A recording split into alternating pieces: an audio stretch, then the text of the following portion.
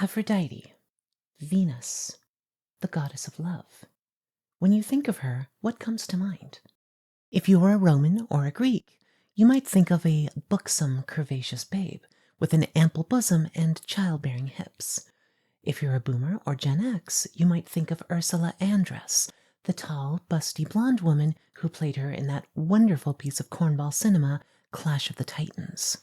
If you're an elder millennial like me, you might remember the tall, blonde, leggy, and pencil-thin goddess they had in Disney's Hercules, voiced by Lisa Kudrow. Remember the whole heroin chic thing? Yeah.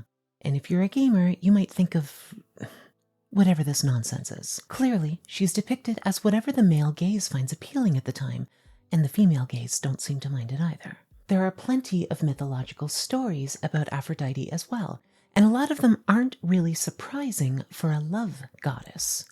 There's the Judgment of Paris. That time Aphrodite wanted to be hotter than Hera and Athena so badly that she started the Trojan War over it. There's the time she actually fought in the Trojan War, but she was so bad at fighting that a mortal warrior, Diomedes, managed to wound her and draw blood. There's the time she married Hephaestus, the forge god, but then there are also the times she boned Hermes, Ares, Dionysus, Zeus, the Trojan prince Anchises, and probably a bunch of others too. So she's hot, she's femme, everybody knows it, and she gets around. And yet, she wasn't always portrayed this way. In case this is your first time on the channel, welcome. I'm Sophie, and this is We Have Always Existed. It's a show where we examine the wealth of transgender history and mythology that comes from the ancient Mediterranean. Now, if you're particularly clever, a student of the great Sherlock Holmes himself, you might have used your great powers of deductive reasoning to conclude that this video existing means there's some transgender mythology around Aphrodite. Well done. Pure brilliance. To claim your prize, email me at I don't give a heck at who cares, you big dweeb.internet. Oh my god, what happened to your face? In fact, Aphrodite's heritage can be traced across tens of thousands of years, from some of the earliest human settlements in the Mediterranean all the way until the end of the Roman Empire and beyond. And every step of the way, we can find something that really doesn't fit into what we might consider a typical gender presentation. No, trans people are new. This is modern degeneracy invented by the woke. There's just two genders. There always been two genders. Nyeh, nyeh, nyeh, nyeh. If you're one of those types, it's unlikely you're watching this video in the first place, but on the off chance you are, please know that I have no interest in trying to convince you that anything in this video or in this series in general is true. You may have heard some right-wing dingus tell you that trans people are some new modern type of degeneracy or whatever, and if that's the case, you maybe didn't bother looking at the matter any closer and just believe that that's correct. After all, you'd never heard of all this transgender stuff before a few years ago, right? But it's not logical to cling to your beliefs when there's compelling evidence to the contrary. And I don't think it's terribly interesting to engage with people who have that sort of attitude. It makes me think of that debate Bill Nye had with young Earth creationist Ken Ham back in 2014. Remember that? Back in the day before the new atheist crowd went all in on that far-right reactionary junk and became just as hateful as the far-right evangelical churches they despise so much? Except you, Steve Shives. Thanks for being that terrible dude. Really. It was a simpler time. Back when we thought we could get through to evangelicals if we put together a compelling enough argument. Back before facts and logic became a fascist dog whistle. Ah, those were the days. Anyway, at one point, the moderator asked each man what, if anything, would ever change your mind. Bill Nye said that if enough evidence was laid out to him, it would cause him to question the science. Quote, "We would need just one piece of evidence. We need the fossil that swam from one layer to another. We would need evidence that the universe is not expanding. We need evidence that the stars appear to be far away, but they're not. We would need evidence that the rock layers can somehow form in just 4,000 years instead of the extraordinary number. We need evidence that somehow that you can reset atomic clocks and keep the neutrons from becoming protons. Bring out any of these things and you would change me immediately."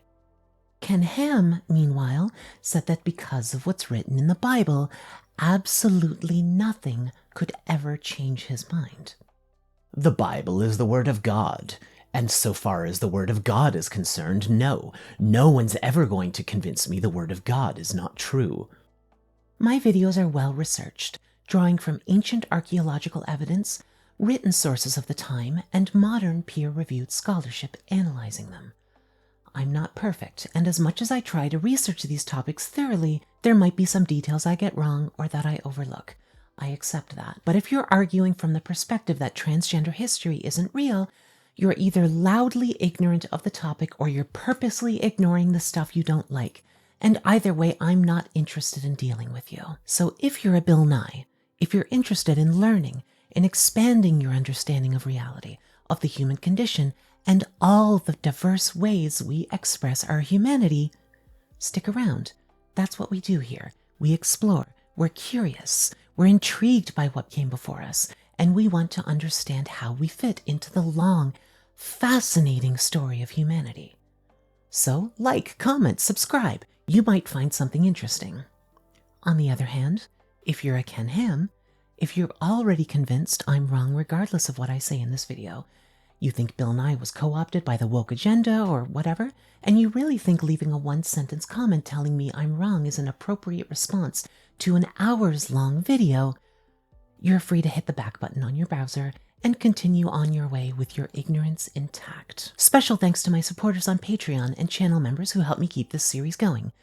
Capitalism sucks, but that's what we've got to live with for now, and your support helps me turn this series into a self-sustaining thing instead of an expensive hobby. If you're able and you're willing, it starts at just $1 a month, and it really does make a difference. And if you're interested in science fiction as well, you can find a link to my novel, The Bottom Line, in the description below. I'm sure some psychologist somewhere might have some opinions on how my interests lie in either the ancient past or the distant future, as far away from the present day as possible. Our journey begins with Aphrodite's mythological origins, according to two of the most influential Greek mythographers, Homer and Hesiod. From there, we'll leap more than 1,000 years forward in time to the twilight of the Western Roman Empire, where the writer Macrobius will spark a journey through the millennia-long history of transgender art on the island of Cyprus, as we search for a particular statue, the namesake of this video. There's some really wild stuff to be found here, and I'm really excited to reveal it to you. But before we dig in, may I ask that you pay tribute to the patron of all YouTubers, the almighty algorithm. Take a moment to smash that like and subscribe button. This stuff really does make a difference. I hate talking about it. I really, really do. I know how lame it is. But if you think transgender history is interesting and important, it takes about 1.7 seconds to like and subscribe. That tells the YouTube algorithm that people like you like content like this, so they're more likely to show it to other people like you. If you're feeling particularly frisky, you can even leave a comment. Even if it just says, "I like the video, Sophie," that still helps. Go ahead, I'll wait. We good? Excellent. Chapter 1. The Birth of Aphrodite. When it comes to the mythology around the births of the various gods in the primary classical pantheon, most of them are either the children or the grandchildren of Kronos, Saturn in Latin. Kronos, having overthrown his father Uranos, or Caelus in Latin, became the god of the sky. He ruled the cosmos with his siblings, known as the Titans, before himself being overthrown by his son Zeus, Jupiter. After, Zeus and his two brothers divided up the various elements of reality. Zeus became god of the sky, Poseidon, Neptune, became god of the sea, and Hades, Pluto, drew the short straw, so he became god of the underworld. Zeus married his sister Hera, Juno, and together they had Ares, Mars, and Hephaestus, Vulcan. But Zeus got around too and had Hermes, Mercury, Athena, Minerva, Dionysus, Bacchus, Artemis, Diana, and Apollo, with various mythological baby mamas, along with Jupiter's sisters Demeter, Ceres, and Hestia, Vesta. These are the descendants of Kronos that ruled the cosmos. The above, minus Hades and plus Aphrodite, were known as the 12 Olympians. Hades didn't count because he lived in the underworld, not on Mount Olympus. Now, if you're paying close attention, you might notice that actually adds up to 13 Olympians. The list excludes either Hestia or Dionysus, depending on who you ask. But okay, so that's a pretty neat and tidy origin story for everybody except Aphrodite. Where does she fit in? There are two different myths speaking of the birth of Aphrodite, so let's take a look at them both. The first one is the simplest. It comes from Homer's Iliad, Book 5, the epic poem telling the tale of the Greek invasion of Troy. According to Homer, she's the daughter of Zeus and Dione.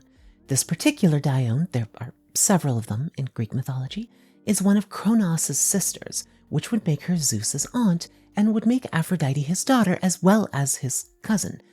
Theological family trees are really something. In the Iliad, after Diomedes wounds Aphrodite in battle, Dione tends to her wounds. There's not much more to say about this one. The second one has to do with the story of how Kronos overthrew his father Ouranos. We get this story from the Theogony, a collection of myths written by Hesiod, a Greek poet from the city of Kyme, somewhere around the same time as Homer, the 8th or 7th centuries BCE. Kyme is on the west coast of Anatolia, about halfway between Troy and Halicarnassos, which is where Herodotus came from. We've talked about him plenty on the channel before. Theogony literally means birth of the gods, and it essentially gives an origin story of the gods, their birth, their families, and how the Olympians came to be masters of the universe. Here's the TLDR version. Ouranos had a god-tier sex drive and wanted to bang constantly, but he also had god-tier spunk, so his wife Gaia, Terra in Latin, was pretty much constantly pregnant. She had 18 children, the 12 Titans, Kronos was the youngest, as well as the 3 Cyclopes, Brontes, Steropes, and Arges, and Kotos, Briarios, and Gies, the 3 Hecatonchires, which translates loosely as guys with 100 hands. Ouranos imprisoned the Cyclopes and the Hecatonchires, and Gaia wasn't happy about this. She loved her weird kids, after all, but after 18 pregnancies, she was tired of being his fleshlight.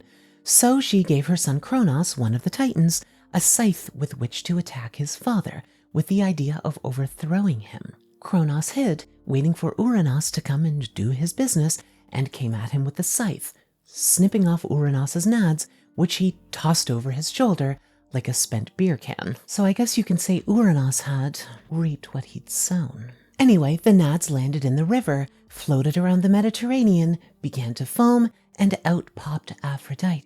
Now, while it's a bit of a roundabout way of getting there, this would mean she's actually the youngest child of Ouranos, the sister of Kronos, Zeus's aunt, and the 13th Titan.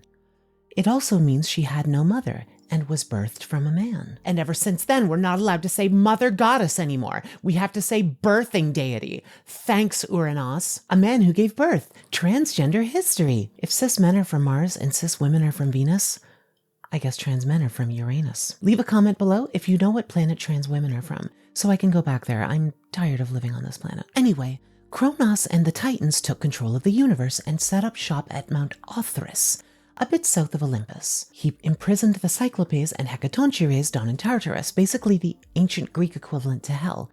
Hesiod said that if you were at its gates, it would take you a full year of falling down until you reached it, because you'd be blasted back and forth as you fell, which is, I guess, as good a place as any to trap an immortal being.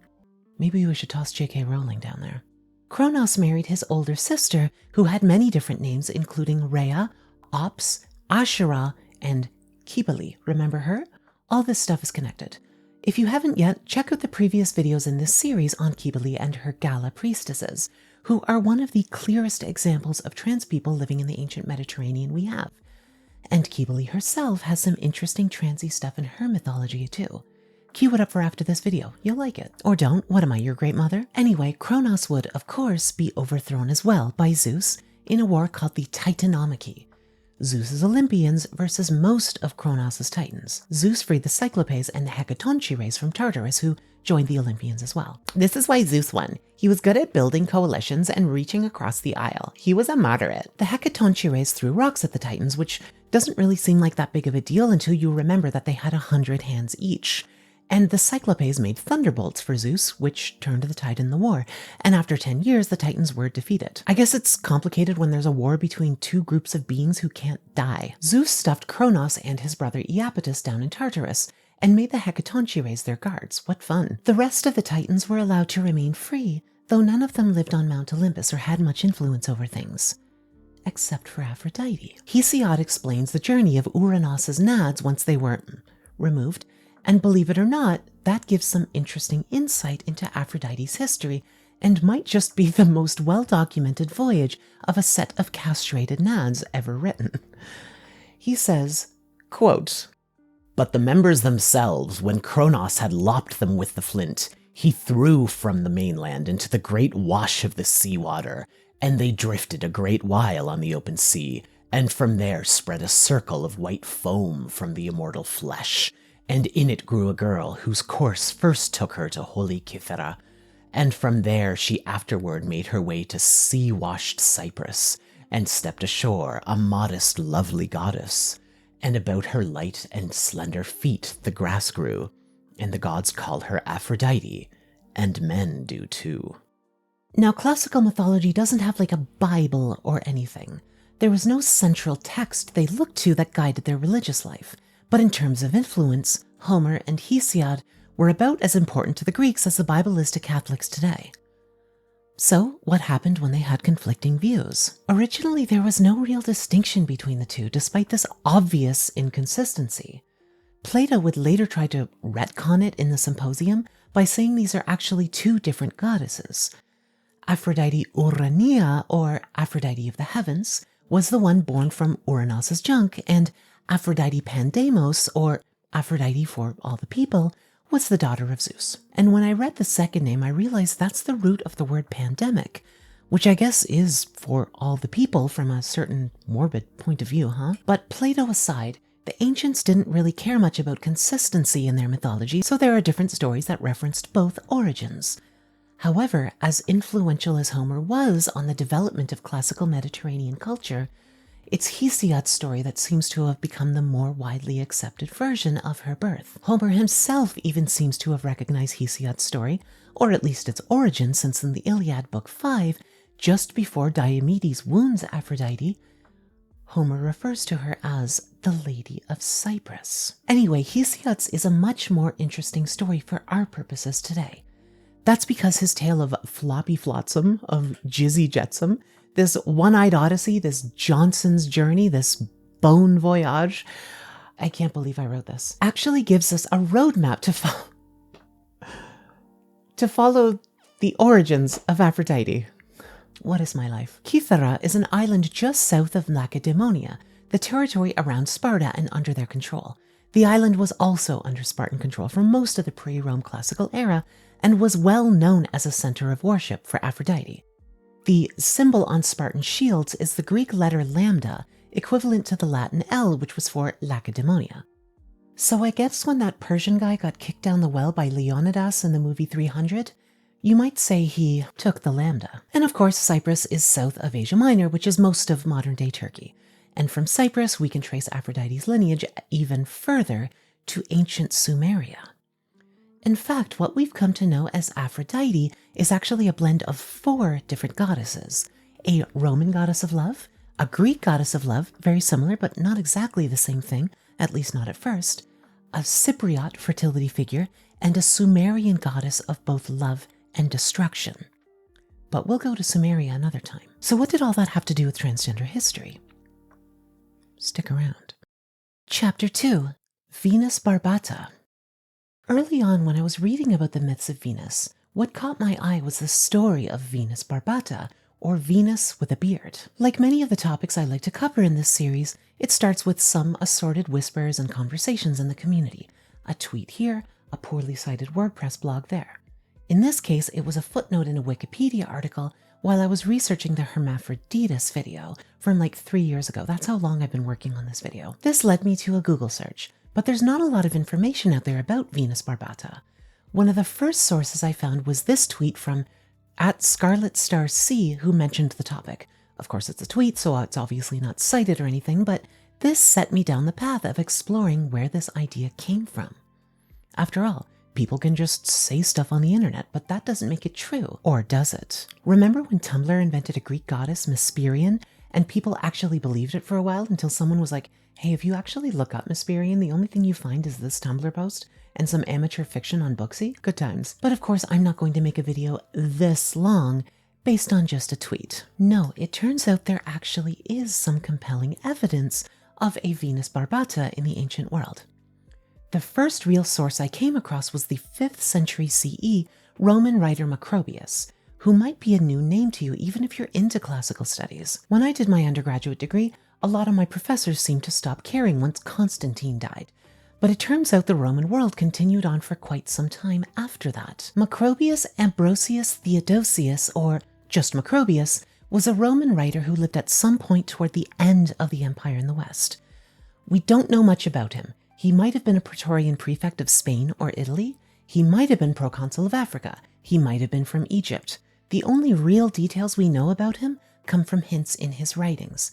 He mentions at the beginning of the Saturnalia he had a son named Eustachius, was, quote, born under an alien sky, and implies Latin was not his first language. He probably held public office, and so was an aristocrat of sorts, and he was familiar enough with both Greek and Latin to write a grammatical treatise on the differences between the two. He might have been a pagan too, which was notable since the 5th century CE was well into the Christian era of the Roman Empire. That's about it. A pretty big chunk of the Saturnalia is devoted to literary criticism of the poet Virgil's works. Remember him? He wrote the Aeneid, which we referred to a few times in the first video on Cybele and the Galli. At the beginning of chapter 8 of book 3, Macrobius speaks thusly. We sometimes impair the worth of a passage which illustrates the wide range of Virgil's knowledge by a wrong reading. Thus there are some who, where Aeneas is telling of his escape from Troy under the guidance of his mother Venus, read, I depart, and under the guidance of the goddess Venus make my way through fire and foe, although the poet said, ducente Deo, under the god's guidance, and not ducente Dea, and showed thereby how great was his learning. For according to Aterianus, we should read too in a poem of Calvus, Venus the powerful god, not goddess. Okay, so what? Macrobius mentions at least 2 different poets, Virgil and Calvus, quoted by Aterianus, who refer to Venus as the god and not the goddess. Is that really that big a deal? After all, it's just a matter of semantics, and it's not like that's any real evidence of gender nonconformity, is it? Not really, but he continues. There's also a statue of Venus on Cyprus that's bearded, shaped and dressed like a woman, with scepter and male genitals, and they conceive her as both male and female. Aristophanes calls her Aphroditos, and Livinus says, worshipping then the nurturing god Venus, whether she is male or female, just as the moon is a nurturing goddess. In his Athis, Philochorus, too, says that she is the moon, and that men sacrifice to her in women's dress, women in men's, because she is held to be both male and female. And okay, wow, there's a lot to unpack there. And it's at this point in working through this script, looking at the fact that it's 99 pages long and I've still got so much more to do, that I'm realizing my favorite pastime when it comes to writing, it seems, is to bite off far more than I can chew. What starts as a boring semantic analysis gets a lot more in-depth. Apparently there was a statue of Venus on the island of Cyprus that had a beard and a phallus, but had womanly curves, was dressed like a woman, and treated as androgynous. And that Venus is referred to as androgynous by Aristophanes, Livinus, and Philochorus, as well as Virgil and Calvus, and that worshippers of this Venus Barbata dressed as the opposite gender to make sacrifices to her? There's got to be more to this. To start, what does it mean that Venus had a beard? For one interpretation, we need to take a look at the Assyrian goddess Ishtar, whose earlier myth is closely related with Venus. We found a hymn to the goddess on a tablet at Nineveh, which reads thusly. In the midst of which she dwells, Ishtar, the queen, like Ashur she is bearded with a beard. She is clothed with splendor, a diadem shines upon her head like a star. Okay, so Ishtar had a beard. Seems pretty straightforward, right? Not necessarily. See, Ishtar is another Assyrian god who was associated with the sun. That seems to suggest masculine traits to this goddess of love, but it's also possible they were describing something else. Morris Jastrow Jr. talks about this in detail in his paper, The Bearded Venus. Ishtar was associated with the planet Venus just like the goddess Venus was, but the Assyrians called the planet Dilbat. Jastrow analyzes another Assyrian astrological tablet, K137, which describes what happens if the planet Venus either does or doesn't have a beard in various months of the year. For example, the first month of the year is Arachnisanu, which is the end of March and the beginning of April in our calendar. If Venus has a beard during this period, more men will be born, and if Venus doesn't have a beard, crop yield will be poorer than usual. What does this mean? Keep in mind this is an astrologer's writings, not a mythographer, and certainly not a historian. In a closer read of the original Assyrian, the scribe tells us the term beard means to shine. In other words, if Venus shines more strongly than usual, she has a beard. And I guess I can see that. If you look at Venus as the morning star or the evening star, I suppose the rays could look a bit like a beard. And when you consider that she has a beard like the god Ashur, who's associated with the sun, it makes even more sense. But if it were that simple, if Venus Barbata means nothing more than a metaphor for an astronomical phenomenon, what do we make of what Macrobius is saying? He's very clear in saying there was a statue of Venus with a beard, and he left us a trail of literary references talking about the masculine aspects of Venus as well. Let's take a look at some of those references. We'll start with Virgil. Virgil lived during the age of the Emperor Augustus and wrote the Eclogues, Georgics, and Aeneid, the latter of which is one of the most important Latin poems ever written. Yeah, that guy. Anyway, when Virgil refers to how Venus guided Aeneas in his wanderings, Macrobius tells us he specifically uses the masculine ducente deo. That phrase says under the guidance of the god, but a male god specifically. And in order to understand how this works, we need to do a little linguistics lesson here. Content warning: insufferably nerdy details about a language barely anybody has spoken for 1,500 years. Think back to your French or Spanish or whatever language class you took when you were a kid. Remember when your teacher taught you about conjugating a verb and you really had no idea what the hell she was talking about because you'd never heard of such thing? You never conjugated anything in English. No, just me. Anyway, in Latin, you conjugate verbs too, but you also decline nouns. Oh, thank you. No, I couldn't possibly. Latin and ancient Greek nouns and adjectives have declensions. A bunch of modern languages use these too, including German and Turkish, but if you're a native English speaker like me, you might not be immediately familiar with how they work. Noun declensions in Latin have 6 different cases, which will tell you where it fits into a sentence. That includes nominative, the subject, accusative, the direct object, dative, the indirect object, genitive, to indicate possession, ablative, which acts sort of like an adverb, and vocative, to address a singular person, as well as whether something is singular or plural, whether it's past, present, or future, etc. So take the opening sentence of Virgil's Aeneid, for example. Arma virum quaecano. We can tell that arma, weapons, and virum, a man, are both the direct objects based on their declension. The ending que is something you put on the end of the second item in a list. It works like the English word and. And cano is both the sentence's verb and its subject. It means I sing. Arma virum quaecano. I sing of weapons and a man. But we could swap these words around. Cano virum armaque, for example, and the sentence still has the same meaning because the declensions haven't changed. That makes Latin really versatile for poetry because the order in which you put the words doesn't really matter in most cases, so you can make things fit a meter much more easily. It's often subject-object-verb, but it doesn't have to work that way. Anyway, there are 5 different declensions in Latin. First declension words are usually feminine and end with a, in the nominative case. Second declension words are usually masculine and end with us, or neuter and end with um. Ah yes, the 3 genders. But unironically though, Latin has 3 linguistic genders. Die mad about it, weirdos. So let's get back to when Virgil says ducente deo. Deo is the dative case of the second declension noun deus, or God, and second declension us nouns are usually masculine in Latin. If Virgil wanted to call Venus a goddess, he would have said ducente dea, but he didn't. So referring to Venus as deo means more than just like calling Natalie Portman an actor instead of an actress, you know? There's nuance that's lost in translating this to English, but the word is a distinctively masculine form. I had a seed on my chin the whole time. Cool. But this begs the question, why then, if the ending US denotes a masculine name, is Venus named Venus and not Vina? In Latin, we can usually tell the gender of whomever we're talking about by the ending of their name. Consider Julius Caesar, for example, a good, proper second declension noun, masculine, and his daughter Julia, first declension, feminine. This happens in English as well. Robert becomes Roberta, Eric becomes Erica, Andrew becomes Andrea, etc. I'm really happy for them, by the way. I hope their transitions are going well. Now, the name Venus reads like a second declension noun, but it's actually third declension. First declension is usually feminine, second declension is usually masculine or neuter, but third declension nouns are a total mixed bag. Some are masculine, feminine, neuter, and if it's an adjective, it can be any of the above, depending on context.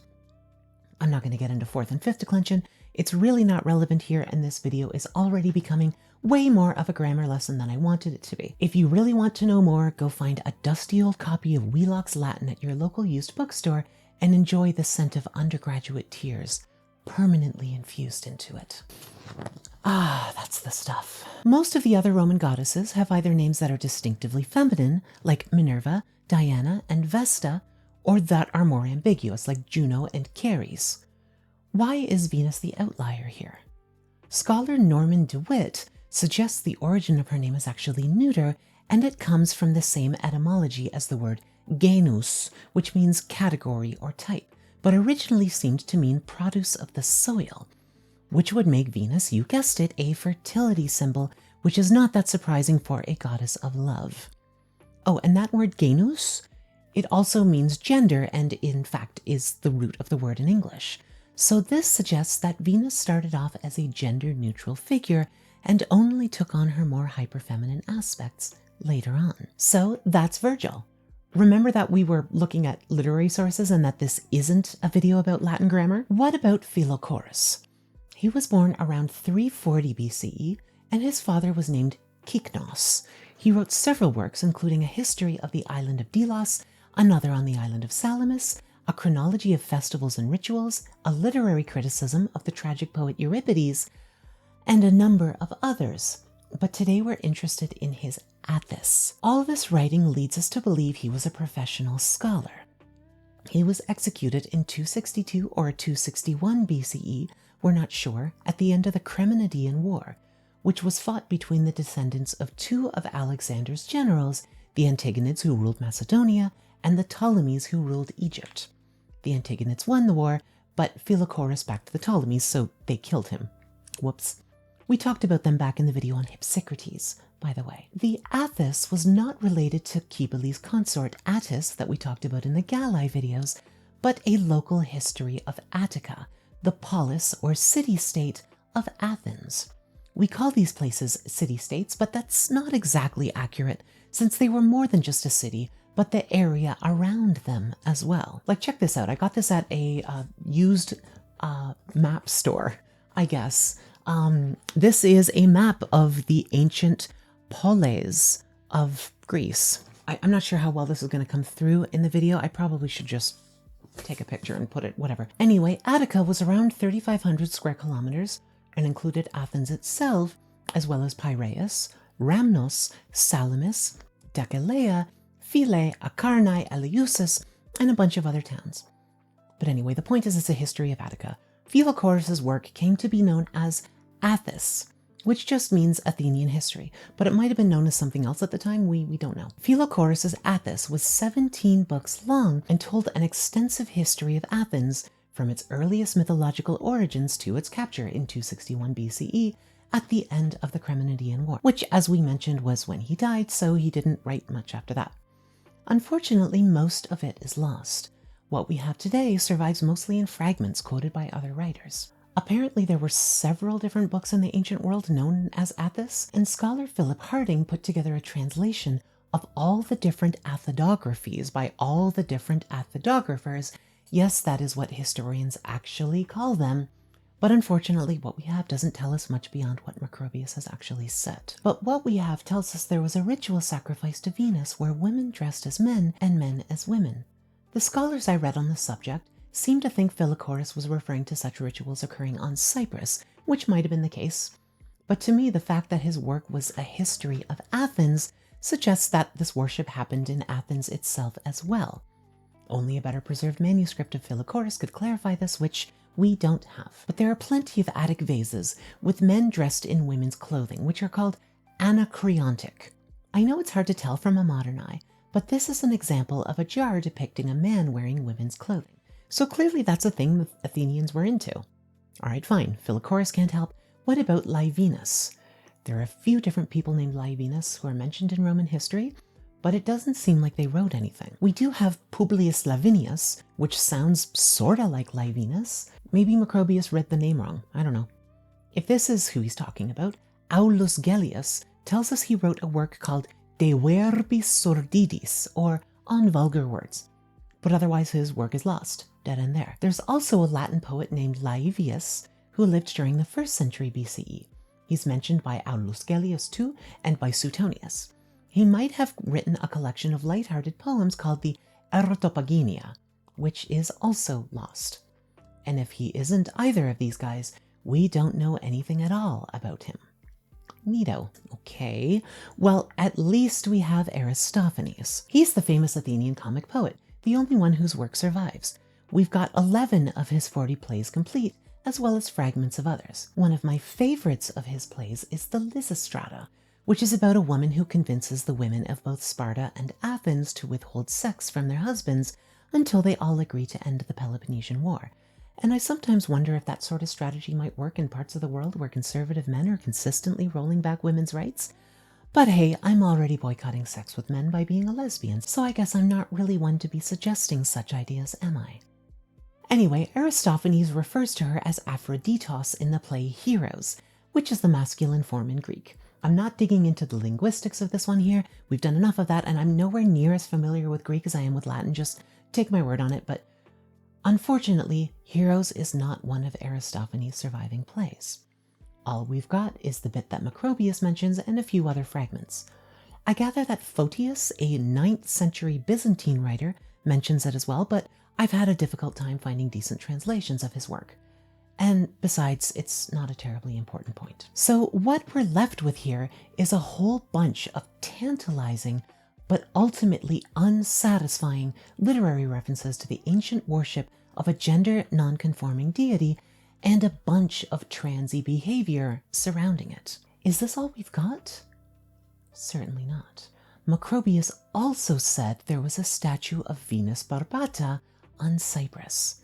We're also told about that by another writer, Servius. He was born somewhere around the middle of the 4th century CE, which makes him roughly contemporary with Macrobius.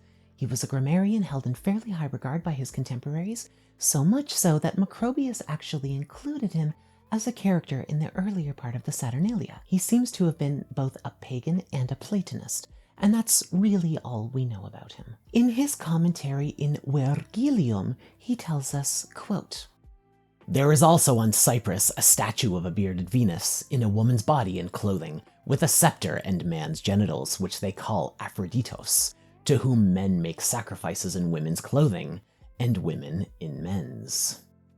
Both Macrobius and Servius are telling us Cyprus is the place to look, so let's head there. Today, it's a sovereign state. Mostly, sort of, it's complicated. I'm not going to get into the modern politics of the place, but our journey is going to take us back to long before the idea of the state even existed. Sounds awesome. Chapter 3. Stone Age Cyprus. In the classical Mediterranean, one of the most famous centers of worship for Aphrodite was the island of Cyprus. Greeks or Romans who were particularly devoted to her and could afford it would make pilgrimages to the island to pay tribute to her. After all, that's where she was born. Sort of. But did they always worship a bearded version of Aphrodite? And if they did, what does that mean? To get an answer to those questions, we need to go a lot back further in time than the Romans or the Greeks. In fact, we're going back to some of the earliest human activity on Cyprus altogether, the Stone Age. History is by definition things people wrote down, and so far as we can tell, the people of Stone Age Cyprus didn't have any system of writing. So this isn't history anymore, it's prehistory. You might have heard the term prehistoric in terms of things like velociraptors or trilobites or megalodons or other cool stuff you see in museums or Steven Spielberg movies, but anatomically modern humans had our prehistoric age as well. We just didn't write any of it down, because once we did, it wasn't prehistoric anymore. It was historic. That's the difference between the two. History is written, prehistory is not. We call it the Stone Age because stone was the most common material humans used to make tools and stuff. It makes sense for humans to start there. After all, you can find stone pretty much anywhere. If you need to squish something, it's easy to just use a nearby rock. Even chimpanzees do this. And if you need to squish something more betterer, it's easy to tie a rock to a stick with some vine or animal sinew. If you need a shelter, it's easy to just pile some rocks on top of each other with some mud to make walls, and then build a thatched roof on top of it. You get the idea. The Stone Age was by far the longest era of humanity. The earliest evidence we have of Stone Age human activity is some tools found in modern-day Kenya that are more than 3 million years old. In fact, 99% of humanity's existence was spent in the Stone Age, but we tend to focus on history over prehistory since that's when we get to know actual individuals, and to many of us that's more relatable. We're going to look at the late Stone Age, the Neolithic. During the Neolithic, humans started to practice agriculture, which allowed us to stick around in one place rather than wander. This is when the first permanent human settlements began to emerge, including on Cyprus. And it's all been downhill since then. The first Stone Age site in Cyprus we're going to visit is Kyrokitia. It was rediscovered in 1934 by archaeologist Porphyrios Dikaios, who believed it was from around 4000 BCE, but carbon-14 dating later showed it was occupied around 7000 BCE, possibly earlier. We used to think this was the earliest human activity on Cyprus, but we've since found evidence at a site called Aya Varvara Asprokremnos from around 2000 years earlier, but we're not going to get into that site. Kyrokitia is far older than anything we've looked at in this series so far. For reference, Homer and Hesiod did their thing in the 8th century BCE, Herodotus wrote about the Scythian Enaree priestesses during the 5th century BCE, the Romans brought the Kybele stone to Rome in the 3rd century BCE, Hypsicrates and Mithridates lived during the 1st century BCE, the Gospel of Matthew was written sometime during the late 1st century CE, the Enaree grave we explored is from sometime between those last two, the Gala portrait was from around the same time, Lucian wrote his dialogues of the courtesans in the 2nd century CE, Elagabalus's reign was during the 3rd century CE, and Pelagius lived during the 5th century CE. This would have been the, 71st century BCE? The point is it's old. In fact, timeline-wise, Homer's and Hesiod's writings are far closer to us than Kyrokitia is to them. It's easy to lose sight of just how long human activity has been around for. The point is, we're old. What about the broader strokes of history? For those of you who haven't watched any of the previous videos on this channel, let's take a look at some of those. According to the Romans themselves, their city was founded on April 21st, 753 BCE. People started settling the area that would become Athens around 3000 BCE. The Minoan culture of Crete began around the same time, and the ancient Egyptian state, arguably the first ever centralized state, coalesced around 3100 BCE. We're going a lot further back than any of those, so if, like me, your main historical interest is in the classical era, you won't find much at this point you're familiar with. It's also going to be a long time before anything we might actually recognize as Venus shows up. We're going to be looking at a bunch of different figures in this next section. None of them are actually Venus Barbata, but I promise this isn't a bait and switch. It's going to come together. At least that's what I'm telling myself at this point in writing the script from this video. Is it actually going to? Let's find out together. Kyrokitia is an archaeological site near the southern coast of Cyprus, around 6.5 kilometers inland, on a hill near a bank of the Merionu River, which gave them access to clean drinking water. The people of Kyrokitia farmed wheat, barley, lentils, peas, horsebean, and vetch, foraged olives, flax, figs, pistachios, plums, and pears, herded sheep, pigs, and goats, and hunted deer. It was occupied around 7000 BCE, as mentioned earlier. The site is incredibly well preserved for something as old as it is, and gives us some interesting insight into what daily life was like in Stone Age Cyprus. They lived in circular huts between 3 and 8 meters in diameter, with a foundation of river stones below walls of mud brick. They were arranged in a sort of semicircular pattern around an uncovered courtyard. They actually reconstructed 5 of the houses, which is incredibly cool, but they did it off-site instead of ruining the original like they did with the Knossos Palace in Crete, which is even cooler. It's a really special place because it's one of the oldest and best preserved examples of an actual collective human settlement. The people of Kyrokitia worked together to sustain and protect themselves in a way that hasn't been seen in earlier settlements on the island. We've dug up a number of different artifacts, including dozens of these houses, human remains, bone needles, agricultural tools, and this little carving here. It was lying on the floor in one of the houses. What do you see there? Yeah, it's a person, but there is more going on than that. The figure's head is clearly phallic, and at the bottom it's cut to look vulvic.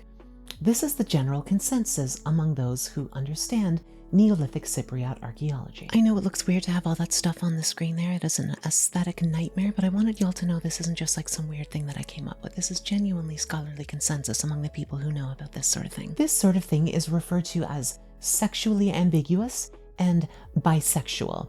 Bi as in two, sex as in sex, as in with the characteristics of two sexes. But of course the word bisexual doesn't have the same meaning anymore, though I don't think intersex quite fits here either, so let's go with sexually ambiguous. It's about 19 centimeters tall and dates to between 7000 and 5300 BCE. It's the transgender Venus! No, of course it isn't, it's just a little stone carving. On its own, it might seem like a bit of a stretch to claim it's a transgender motif, but take a look at the progress bar below and you'll see we've barely gotten started. Porphyrios Dikaios dug up another site as well, Sotira Tepes. This is west of Kyrokitia, but still on the southern coast of Cyprus. It's newer than Kyrokitia as well, somewhere in the 4000s BCE. That's about 2000 years later. This site is on a hilltop and has been just as much a wealth of artifacts as Kyrokitia. In particular, we found this little guy. It's 16.5 centimeters tall and has a pretty similar motif to the Kyrokitia object we looked at earlier. It's phallic, but it's clearly vulvic as well. And you know what's neat? We found a bunch of these across the millennia. This one's from Kyrokitia as well. Check it out, it's a little cruder than the one from Sotira, but you can see it's essentially the same thing. This one's 8.5 centimeters long. The next ones we'll be looking at belong to the Chalcolithic period. This is a different period than the Neolithic, but it's still considered the Stone Age. At this point, Cypriots had begun to use copper, but they hadn't yet figured out how to combine it with tin to create bronze. Most things were still made of stone, though. Here's another one from the Kisonerga Mosphilia site on the west coast of the island. It dates to the 4th millennium BC. Again, same idea, though this one has arms. And don't try to tell me it's just a human shape and those are legs at the bottom. It has no neck. That's a glans. It's clearly a phallus. Come on. Have you never seen a glans before? This one is 4.3 centimeters tall. Here's yet another one. Feel like you're on Grindr yet? This one comes from Erimi, a site on the southern coast of Cyprus, close to Sotira. It dates to somewhere between 4000 and 2500 BCE. Again, crude, but the theme is clearly there. It's 5.8 centimeters tall, but don't judge, they were in the pool. Back to Sotira, here's something a little different. Looking at this photo, it might not seem very sexually ambiguous, but this makes it much more obvious that it's meant to look different depending on the angle from which you view it. Maybe it's a seated lady with long legs. Maybe it's a phallus. Maybe it's a vulva. Who can say? It's 16 centimeters tall. All right, let's jump to another site. This one's on the other side of Cyprus. It's called Lemba, which dates to the 4th or 3rd millennium BCE, around the same time as the Kisonerga Mosphilia site. Among the figures discovered there is a limestone carving we've called the Lemba Lady. It's around 36 centimeters tall, which might not seem like much, but think about the other figures we've talked about so far. It's far bigger. We found it in a fairly important building, which makes it seem like the Lemba Lady herself was fairly important, serving an iconic role in local religious worship. And here she is. What do you see there? Pendulous breasts and an obvious vulva, yes, but in place of her head and neck, it looks quite phallic, doesn't it? This was first noticed back in the 70s. She's crouching too and looks pregnant, which suggests she might be giving birth. This pose is called cruciform, meaning in the shape of a cross, and it shows up quite a bit in Stone Age Cypriot art. We know they were worn as necklaces because some of the figures have a hole through the neck, and in case that wasn't clear enough, some of these figures themselves are sculpted as wearing smaller necklaces of a similar shape. How meta. And yes, these ones look more person-shaped, but they're also pretty phallic. I mean, nobody has a neck that long. Even the Kayan women of Myanmar, who use brass coils to stretch their necks out, don't even come close to this. And again, look at the top. It's less glanzy than some of the previous objects, but it's still not really shaped like a human head. There are a whole lot more of these figures, and I'm not going to do a deep dive into each of them, but you can see some of them on screen here. These figures are all different, of course, but they all display elements of both binary sexes. This motif shows up over and over across the millennia and in different locations in Stone Age Cyprus. This tells us there must have been significant contact between the different settlements on Cyprus. On one hand, it's easy to just jump into speculation about ancient transgender people, but is that what's going on here? What were these figures for? The answer is complicated. From what we can tell, these cultures were illiterate, so there's so much we don't know about them. The answers sometimes are, and might forever be, we don't know. However, we do have some ideas. A lot of the cruciform figures we've found come from Kisonergamophilia or Lemba, and they're often associated with pregnancy, either someone who's pregnant or who's giving birth. We found some birthing stools to go with some of them as well. These figures show wear in certain places, which suggests they may have been held by people who were in labor. And as you can see, they've got that phallic neck we saw with the Lemba lady too. Giving birth was a pretty high-risk activity in the prehistoric world. In many ways it still is, but dying during childbirth was much more common in prehistoric Cyprus than it is today. Life expectancy for women who bore children was short, but so was life expectancy for everyone else. Based on the human remains we found, a lot of people died during childbirth or while out hunting. Infant mortality was high as well. We found a grave with 25 infants in it at Kyrogatia. Living past age 30 seems rare. How do you deal with such a brutal existence? Well, if you only know what somebody from several thousand years ago might, you're going to do everything in your power to appeal to the forces of nature at whose mercy you've found yourself. And yeah, that includes tending to your crops, hunting, building the strongest shelters you can muster, building tools, weapons, and walls, and so on. And of course they did all that. Kyrogatia has walls that are 2.5 meters thick in some spots. And we found plenty of arrowheads and stone tools as well. But at a certain point, you've done all you can from a material perspective. So what are you going to do in your leisure time? Well, you might create art, like a lot of cultures do, but you've constantly got the creeping specter of death looming over you as well. We've discovered the remains of about 65 structures at Kyrogatia, which seems like a pretty small settlement to modern ears, but the human population of the entire world at the time is estimated at less than 10 million, so for the time, Kyrogatia was a decent-sized town. But with a population that size, and with such a short average lifespan, it's not unrealistic to assume that at any given time, you'd have known somebody who recently died, or you at least knew somebody who knew somebody. How might that influence the art you create? One option is to indulge in the worship of death, which comes up quite a bit around the world. Most mythological traditions have some sort of figure associated with the personification of death. The Grim Reaper, or something similar, shows up separately in mythologies from China, Korea, Japan, India, across Europe, and even in what we can tell of Aztec and Mayan mythologies. Even in the Abrahamic religions, Judaism has Samael, Christianity has the Archangel Michael, and Islam has Azrael. A friend of mine once told me she believes this is because death is the closest thing to a provable God that we have. Everything we do is designed to appease it in one way or another, to stop it from coming for us. But sooner or later, it comes from us all, from the mightiest of rulers to the poorest of the poor. Death will inevitably come. So far as we can tell, it's inescapable, in spite of how much money Silicon Valley tech bros have dumped into researching how to avoid it. The people of prehistoric Cyprus could have done this, and to a certain extent they did. We know quite a bit about their funerary rites, like with most prehistoric cultures.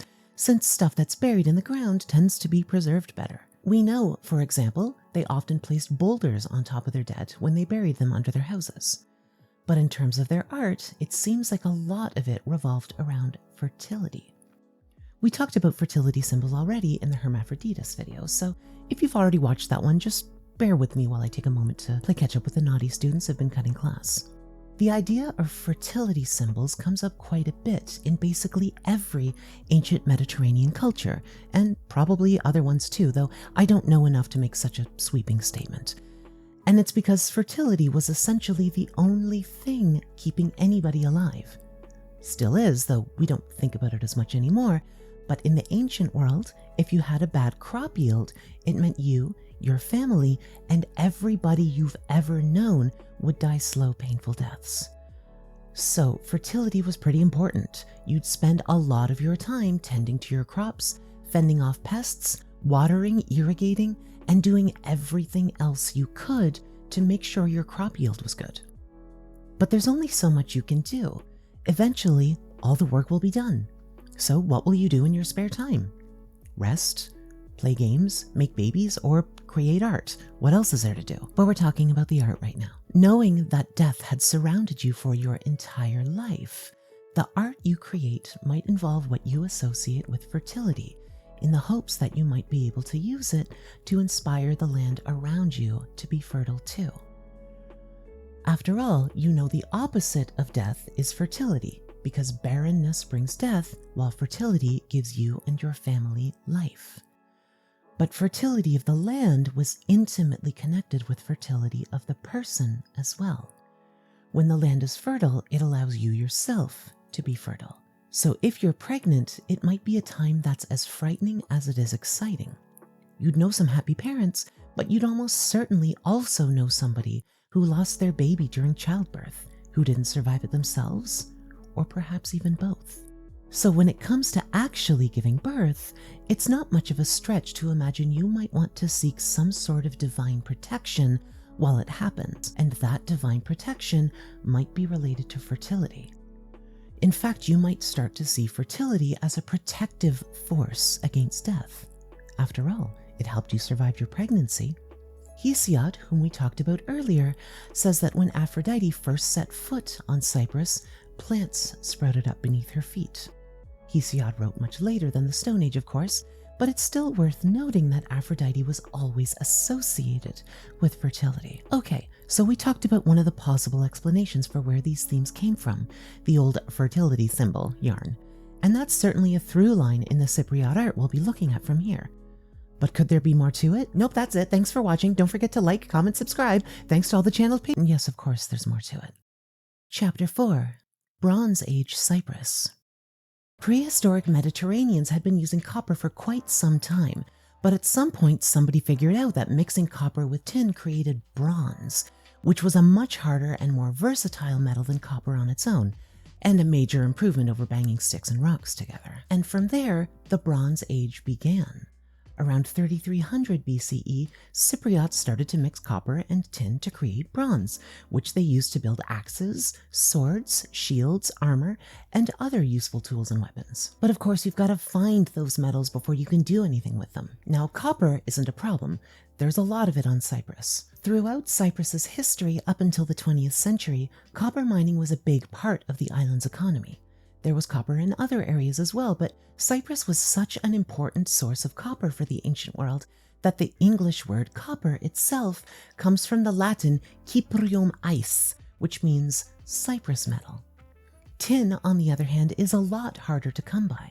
It only forms alongside granite rock, and there's no granite on Cyprus, so there's no tin either. It's weird to think about, but copper and tin was as important to Bronze Age societies as petroleum is today, and as rare.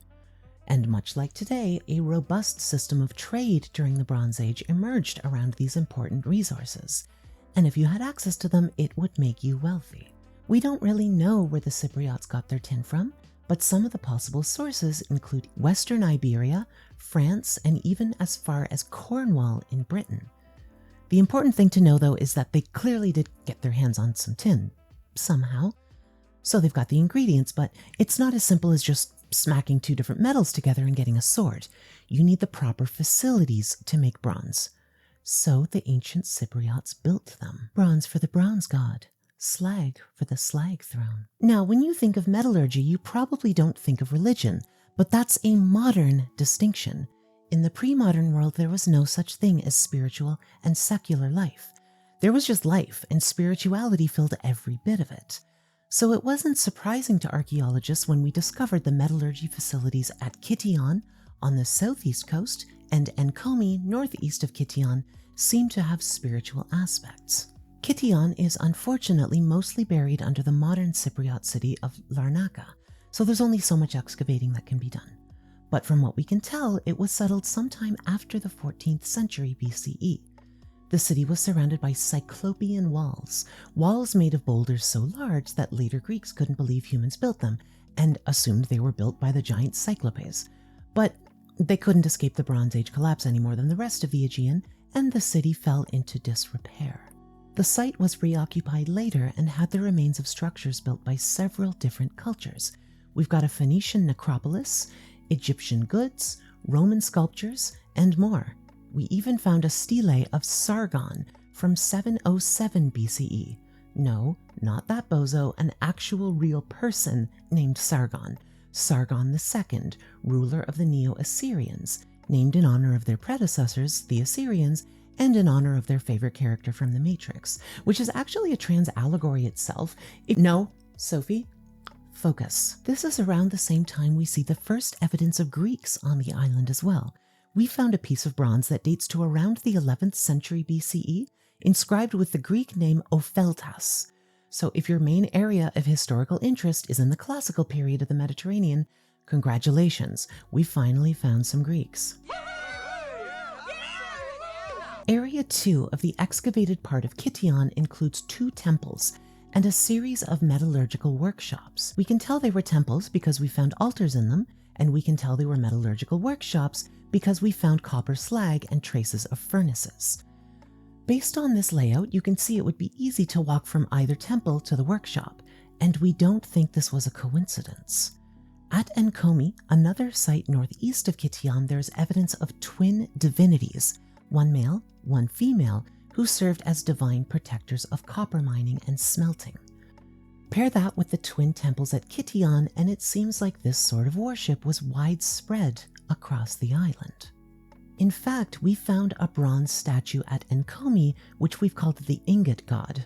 Later, a private collector came into possession of a goddess statue, which is very clearly Cypriot in origin and dates to a similar era. We call that one the Bomford goddess. It's believed that she represents the fertility of the copper mines on Cyprus. There's a lot of fertility figures in this story. Although the style of each is different, the fact that they're both standing on bronze ingots is the telltale sign here. An ingot, by the way, is a block of some sort of precious metal. Like this. This is a 5-ounce ingot of silver. See? You might think the ingot they're standing on is just a platform for better balance, but other statues on Cyprus had pegs on the bottom of their feet that would have attached them to a piece of wood, sort of like an action figure, and that would have worked much better. So what does this have to do with our themes of sexual ambiguity in Cypriot art? Let's take a moment to gather a few facts here. Aphrodite is the goddess of love, but she married Hephaestus, the god of forging, and had a lot of sex with Ares, the god of war. And it's easy to see the themes associated with all 3 of those figures represented here on the Bronze Age metallurgical temple workshops on Cyprus. According to the ancient geographer Strabo, Venus was worshipped in the Roman era in gardens on Cyprus, and the Temenos area we saw in the diagrams earlier were basically sacred gardens. Could the worship of these twin deities have just been mixed together into a single figure, which became the gender-blended Venus? Perhaps, but that seems like a stretch at this point. It's still not quite coming together yet. There are some examples of Venus being depicted with a spear, which we'll talk about later, but that's still a far cry from proof of a transgender goddess on Cyprus. Of course, there's more. This isn't going to become one of those annoying YouTube plankster videos, is it? Remember planking? That weird trend from the late aughts where weirdos would lie across different objects as though they were a plank of wood and it was very zany and wacky? and full of so much awesome sauce and epic win that we all raffled and lamowed and asked if we can have cheeseburgers so we could nom nom nom. I need to have a shower after that. Turns out that trend is a lot older than the very cringe internet influencers of yore thought. Plank figure is a name we give to an art style found in Cyprus in the early to middle Bronze Age, around 2000 to 1600 BCE. These were highly sought after by collectors, so we don't know where a lot of them actually came from. What we do know, though, is that they mostly come from the north of Cyprus, around Paphos. They got that name because they're all flat and rectangular, like planks, get it? It's a common scholarly opinion that they were introduced to Cyprus by people from Anatolia, but there's no real analog to plank figures from Anatolia, so it seems just as likely that they were a natural evolution of the cruciform figures that we looked at earlier from the Stone Age. They're an average of about 25 centimeters tall, with the smallest one being 10 centimeters and the largest being 70. We have a lot of these things, dozens in fact. You might say we have a ton of them, a ton of plank figures, a ton of planks, a plank ton. Some types of plankton can swim around vertically, but they don't have much control over where they are horizontally and just move about along with the ocean currents. The opposite of plankton is nekton, which are aquatic life forms with the ability to control their horizontal positions. This includes fish, squid, marine mammals, sharks, and most other familiar forms of marine life. But jellyfish are actually a type of plankton because they don't really control their horizontal movement. Rest here, stranger. Take a deep breath and float amongst the plankton. Let the ocean currents rejuvenate you, restore you. Your journey has been long, but you can finally relax. Everything is okay. You needn't go any further. Stay here. Fade into the loving embrace of the ocean currents. Your journey is over. No, we've more work to do. Lash me to the mast, comrades, and plug your ears with beeswax. The siren song of the plankton shall not deter our journey. We've got a bearded goddess to uncover. Plank figures often show up in burials, but there's no real evidence they were specifically made for funerary reasons. In fact, less than 10% of Cypriot tombs from around that time have them. With a lot of societies, the artifacts we have are from burials, but that doesn't necessarily mean they're related to burial practices. It's just that they're more likely to be preserved when they're buried, so it makes sense that they'd show up more often in burials. So archaeologists always need to be wary of jumping to the conclusion that things had funereal purposes. That's not always the case. Besides, we've found some plank figures in houses too. But here, take a look at these things. They're clearly supposed to represent humans, but if you're having trouble figuring out what gender they're supposed to be, you're not alone. Scholarship over the years has tried to insist plank figures are all ladies. The only real evidence we have for that, though, is that some of them have holes in their ears where they would have put earrings. There are a few that have breasts, and sure, that might be more obvious, but that doesn't mean all plank figures are supposed to be women, and a lack of obvious breasts doesn't mean they were not women. After all, it's not like we don't have a precedent for gender ambiguity in the art from Cyprus so far. In fact, scholars Lauren E. Talale and Tracy Cullen argue that focusing on the idea that all plank figures were meant to be female causes us to lose sight of nuance. The ambiguity might have been the point. The ability to work with bronze brought a rapid shift in technology on Cyprus. Things like farming plows, cattle, and mud brick rectangular buildings might not seem like a big deal today, but remember what they had to work with in the Stone Age. That's a big shift. Along with that shift came an emerging aristocratic class. And what do aristocrats like to do? Establish their ancestry and legacy and show off their wealth, of course. Many of the graves we found from around the time were collective. Some seemed to have been buried together all at once, while others were added to over time. This suggests people were buried with their family members rather than in individual plots. Graves where we found plank figures tend to have an average of anywhere from 4 to 10 bodies in them, so the inclusion of plank figures in a grave might have tied these family graves together, connecting them with their ancestors and establishing a familial identity. And in that case, it makes sense for them to be androgynous. And the fact that we sometimes find them in homes instead of graves doesn't negate that idea, but instead lends it strength. The androgynous plank figures represented one's family legacy in death and in life. As well, take a look. Some of these plank figures actually had 2 heads, and at least one of them has both breasts and a beard. Scholar Anna Letitia Campo has suggested that based on comparison with other Cypriot art of the time, plank figures are probably female unless they have legs. So in that case, this be-bearded, be-boobed one's legs are another masculine feature. It also has a cape on its right shoulder, which is also a feature of more distinctly female plank figures. Breasts and a beard. This is starting to sound more like the Venus Barbata that Macrobius described, but this one is pretty small, only 34 centimeters tall, hardly something you'd build a festival of worship around. So no, this is not the bearded Venus, but it is another step in the evolution of transgender art on ancient Cyprus. Of course, there was plenty of art that did not show these themes as well. I'm giving a very much skewed account, I know, but this channel is about transgender history, so that's where we're focusing. But the fact that ambiguously gendered themes show up over and over around the island and across the millennia shows us that it was an important motif for them. It wasn't just like one guy who thought it would be funny or something.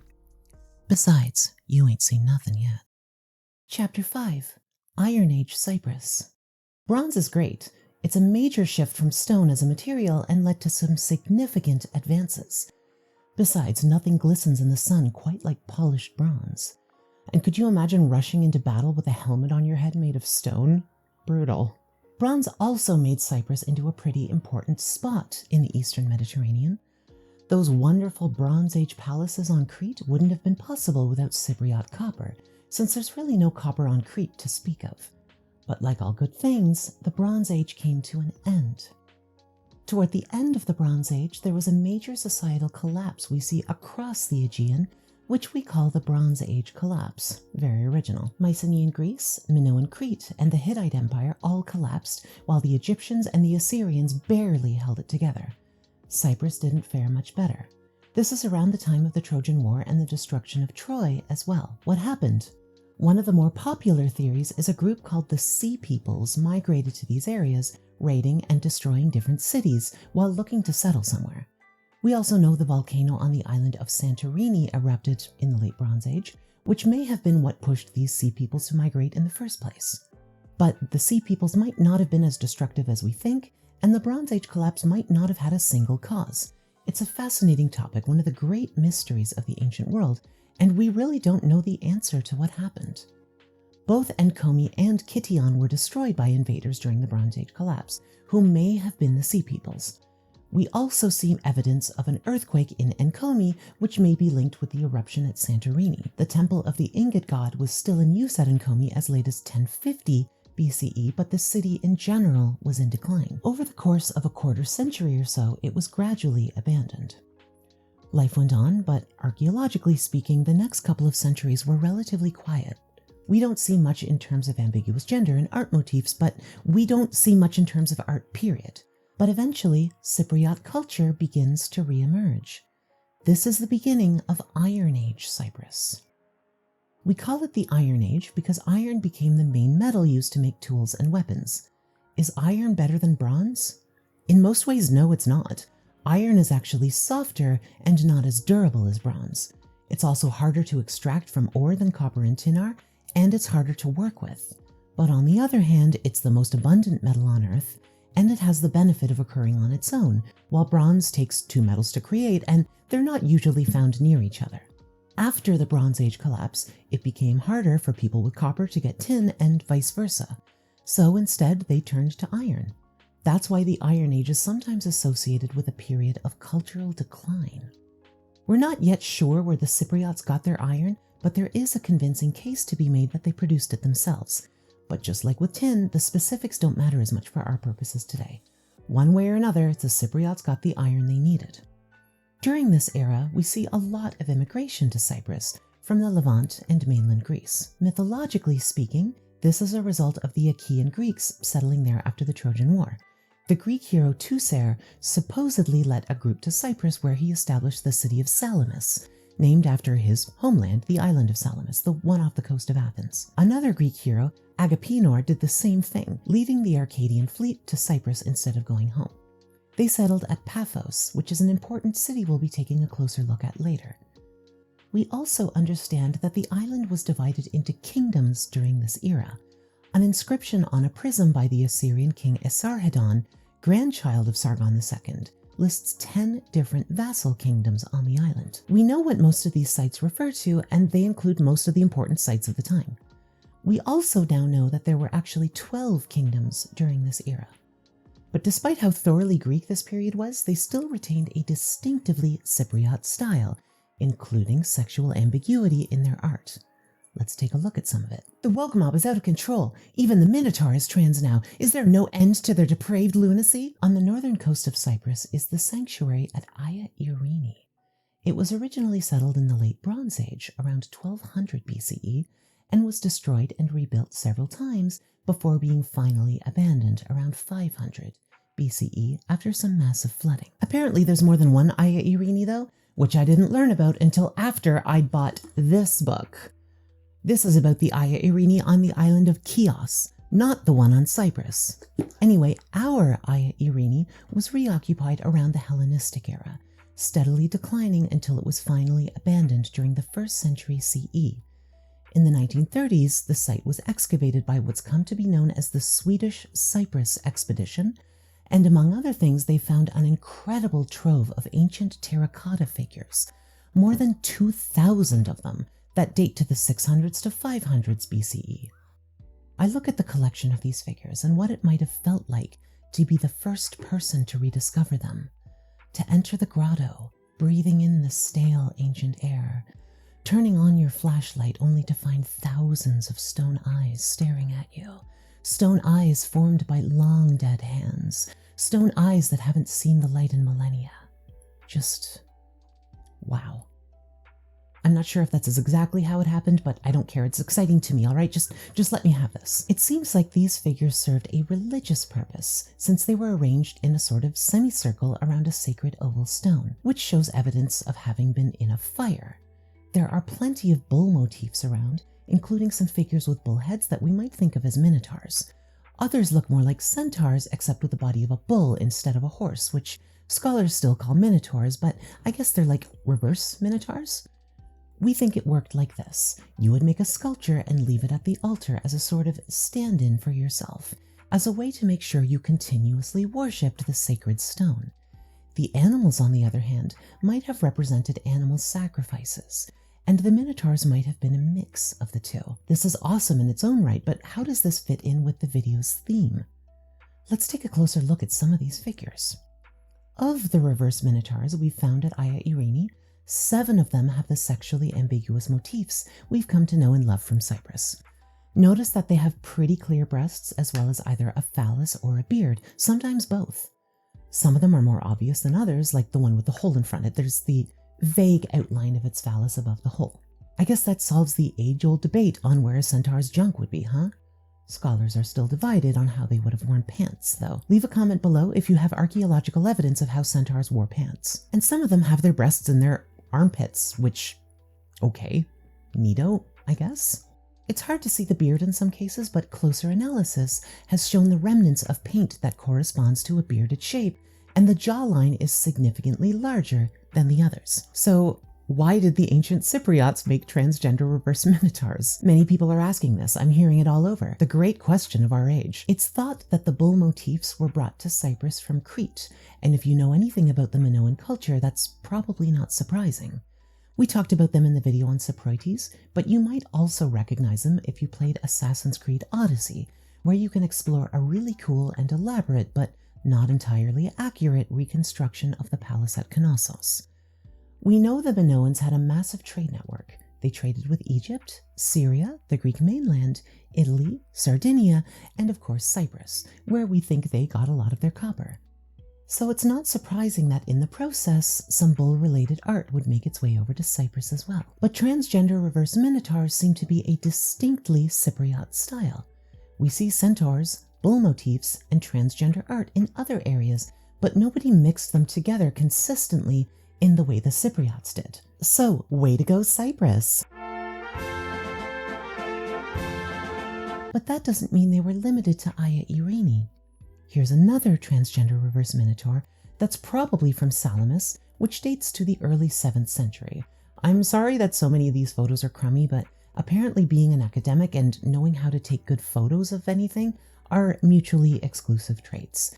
And I'm not planning on a globe-trotting trip to hit up all the different museums where all this stuff we've looked at today is located. Support my GoFundMe so I can buy a camera and travel to Nicosia, Lyon, Paris, Stockholm, Oxford, London, Glasgow, Berlin. Anyway, this one is 23.8 centimeters tall, and it's got breasts and a beard, and here's another one with an unknown provenance. It's got what we're looking for as well. It's a lot smaller. This one's 11.8 centimeters tall. I know some of the stuff we've looked at up to this point might be considered a little ambiguous, like you might have to squint and tilt your head a bit before you recognize the Lemba lady as a sexually ambiguous artistic motif. I get it. But these are the real deal. Breasts and a phallus or a beard. It doesn't get much clearer than that. But in case you're still not convinced because these sculptures aren't fully human, fine. Let's keep looking. The part where we look at something that's actually called the bearded goddess. I can't believe she buried the lead for this long. This is what's come to be known as the bearded goddess. She's also from the Enarees sanctuary and is a similar age to the Minotaurs. Her arms are raised in worship, just like all the Minotaurs we've looked at whose arms haven't broken off. As you can see, she's got breasts, but you can also see her jaw is pretty large as well. Close analysis shows us there are actually remnants of black paint around where a beard would be on her.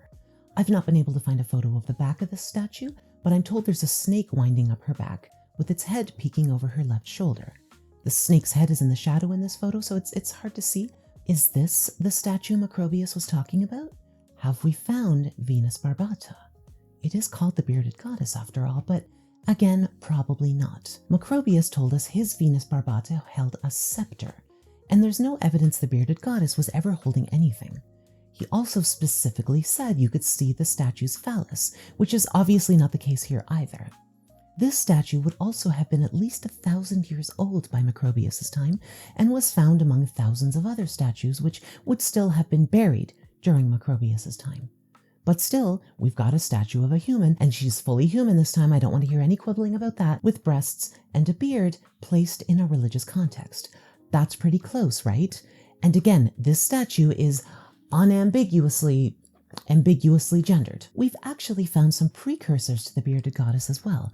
Unfortunately, we don't know their provenance, though they might be from Ormidia, another archaeological site on Cyprus east of Kition. They date to between 950 and 750 BCE. They've all got breasts, a beard, and upraised arms as well. So what's with the upraised arms thing? It's another motif the Cypriots got from Crete. You've probably seen this statue passed around the internet with the caption mood or something like that. It's called the snake goddess. Now, the snake means different things in different areas. Obviously, Abrahamic religions associate it with Satan, but, and I know this is hotly contested, the original 5 books that make up the Torah might not have even been written by the time the snake goddess was made. So that might not have been its purpose.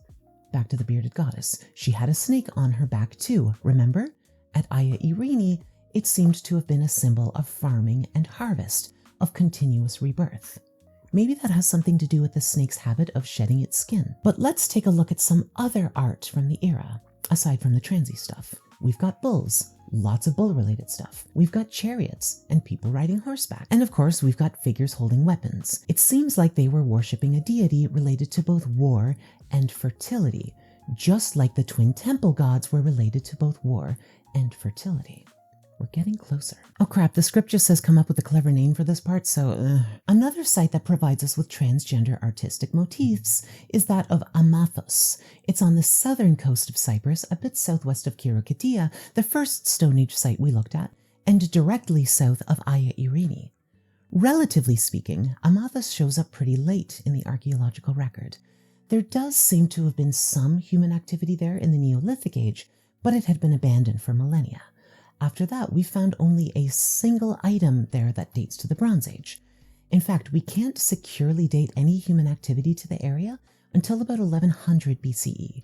But analysis of the goods they left behind tell us the early settlers of Amathos were likely native Cypriots from other areas as opposed to the Greeks, Phoenicians, and other groups who showed up around this time. We think that after the Bronze Age collapse and the migration of different peoples to Cyprus, the native Cypriots withdrew and regrouped in an area that wasn't occupied during the Bronze Age.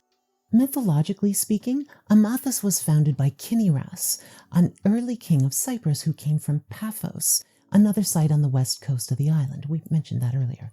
But there's some truth to this as well. There are some inscriptions we found at both sites, written in a language we don't understand, but we can tell it's the same language based on its letters. We've called this mystery language Etio-Cypriot, so there's clearly a connection between these two places. And naturally, we wouldn't be talking about them today if we didn't find some gender there, so here we are. This piece dates to between 750 and 480 BCE, which is considered the Cypro-Archaic periods 1 and 2.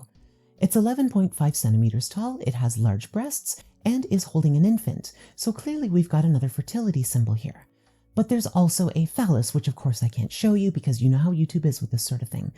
If you wanted, you could read this as evidence of prehistoric trans women breastfeeding their babies on Cyprus, and I think that's a bit of a stretch, but you do you, babe.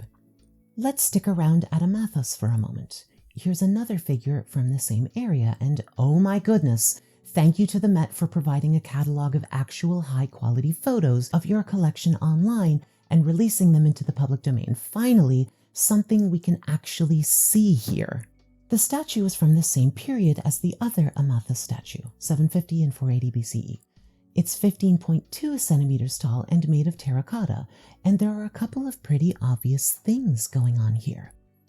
First off is how long its hair is.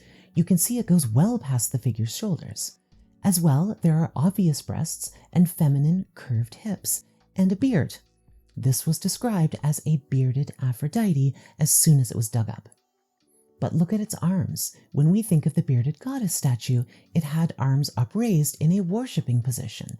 That's not the case with this one. Vassos Karageorgis, who's written so much on Cypriot archaeology that everything I read on the subject had him in the bibliography several times over, including my work now, compares this bearded Aphrodite to depictions of Astarte, a Hittite goddess of love and destruction. Sound familiar? The Akkadians called her Ishtar and associated her with the planet Venus. We looked at that earlier in this video when exploring what it may have meant that Venus had a beard, remember? I know it's been a while. Admittedly, Karageorgis is skeptical of the idea that this is a dual-sexed figure, but I mean, if not for the beard, what would make you say this looks like a man? Imagine we'd found this figure with the head broken off. What might you think of this? There's clearly millennia of precedent for dual-sexed representation in Cypriot art. Anyway, there's another similar figure that's supposedly from Pissouri, which I guess is a real place and not just what you say when you want to dunk on people from St. Louis. It's on the southwestern coast of Cyprus. Unfortunately, I could only find a sketch of this figure. It was made in 1872 by a member of the archaeological expedition. It also has long hair, breasts, and a beard, but its groin is visible, and you can tell by the emoji I'm using to cover it up what's going on down there. It's a similar pose too, so at first glance you might think this is a sketch of the previous figurine we looked at, but the last one had no phallus and there's no evidence it was broken off or anything, so it's definitely a different figure. This is the closest we've got to the bearded Venus so far. Let's take a look at Macrobius's quote once more to see the criteria. There's also a statue of Venus on Cyprus that's bearded, shaped, and dressed like a woman, with scepter and male genitals, and they conceive her as both male and female. So, to fit the bill, she needs to be bearded, dressed like a woman, with a visible and holding a scepter. We're checking some of the boxes here to be sure. She is bearded, shaped like contemporary statues of ladies would be, and her downstairs is visible for the world to see. The only thing missing is the scepter. Let's keep looking. The priest with a dove. In 1862, Italian-born Luigi Palma di Cesnola became a colonel of the 4th New York Cavalry Regiment, fighting on the Union side of the American Civil War. After being wounded at the Battle of Aldie, he was taken captive by the Confederate Army and held at Libby Prison in Richmond, Virginia, which was famous for its poor conditions. When I wrote my novel, The Bottom Line, a section of it took heavy influence from a chronicle of a Union soldier who was held there and escaped. William B. McCreary's My Experience as a Prisoner of War and Escape from Libby Prison is the title. It's in the public domain, of course, and makes for a hella fascinating read. Maybe I'll do a reading of it on this channel. See, there's a through line to my work. I'm not just chasing whatever flights of fancy I happen to be into at the time. I'm a real writer, and people should take me seriously, damn it! Anyway, Cesnola was later part of a prisoner exchange, being released from Libby prison in exchange for a personal friend of Jefferson Davis. I bet you were wondering where I was going with this. After the war, he served as part of the United States consulate in, you guessed it, Cyprus. While in Cyprus, he led excavations of a number of different archaeological sites, which brought to light an incredible number of treasures, tens of thousands of them. The collection was purchased by the Met in New York, and today it's called the Cesnola Collection. Among these sites is Golgoi, which is a bit north of Kition. Its ruins today lie near the modern Cypriot village of Athienou, which is in the UN buffer zone between the Republic of Cyprus and the Turkish Republic of Northern Cyprus. It's complicated, I'm not going to get into it. Among the artifacts found at Golgoi is this limestone statue, which has been called the Priest with a Dove. It dates to around the late 6th century BCE, though the arms were broken off and replaced at a later date.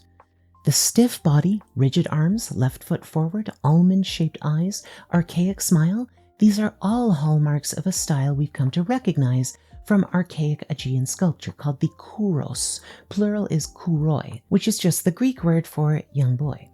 There are lady versions of this too, which are called kore/korai, the Greek word for young girl. That's what we call them today, though we don't know what they were called in antiquity. Kouroi and kore show up all over the place, from mainland Greece to Egypt, Crete, and, of course, Cyprus. So in that regard, Priest with a Dove is just another archaic statue, but what sets it apart is its gender. As you can see, it has a beard and a boxy figure with broad shoulders. In that regard, it's clearly masculine, but it also has pretty distinct breasts and long hair. Now, plenty of kouroi are shown with long hair, it's true, but the Priest with a Dove's hair is in a feminine style, which we'll take a closer look at in just a moment. Is this Venus Barbata? John L. Myers, who published a handbook on the Met's Cesnola collection, doesn't seem to think so. Comparing it with a few other statues from the island, he suggests that it's just part of the art style from Cyprus, but I'm not alone in thinking there's more to it than that. In her master's thesis, Irene Sacco compares the Priest with a Dove statue with two other 6th century BCE kore. One was created by the Athenian sculptor Antenor, and the other sculptor is unknown, but it's called the Lyon kore because half of it is in a museum in Lyon. The other half of it is in Athens, where the rest of it should be too. Give Greece their artifacts back, you jerks. Like the Priest with a Dove, these kore have small, separated breasts and relatively broad shoulders. As well, take a look at their hair. The coiled strands go beyond the statue's ears before cascading over their shoulders and down their chest. That's not what we see in the kouroi, the boys, but it is what we see on the Priest with a Dove, and the Lyon kore is even holding a dove as well. Take a look at these three statues together. Yes, one of them has a beard. Put that aside for a moment. Imagine we'd found this statue with the head broken off. Is there anything else that would lead you to question the Priest with a Dove's gender? Sacco thinks it fits right in with the other two, and so do I. But wait, there's more. On the Priest with a Dove's shoulder is an inscription in Greek. It seems to read Tas Paphias, or of the Paphian goddess. Though it's not conclusive, the inscription is in pretty bad shape, and other interpretations are certainly possible. The Paphian goddess is, of course, Aphrodite.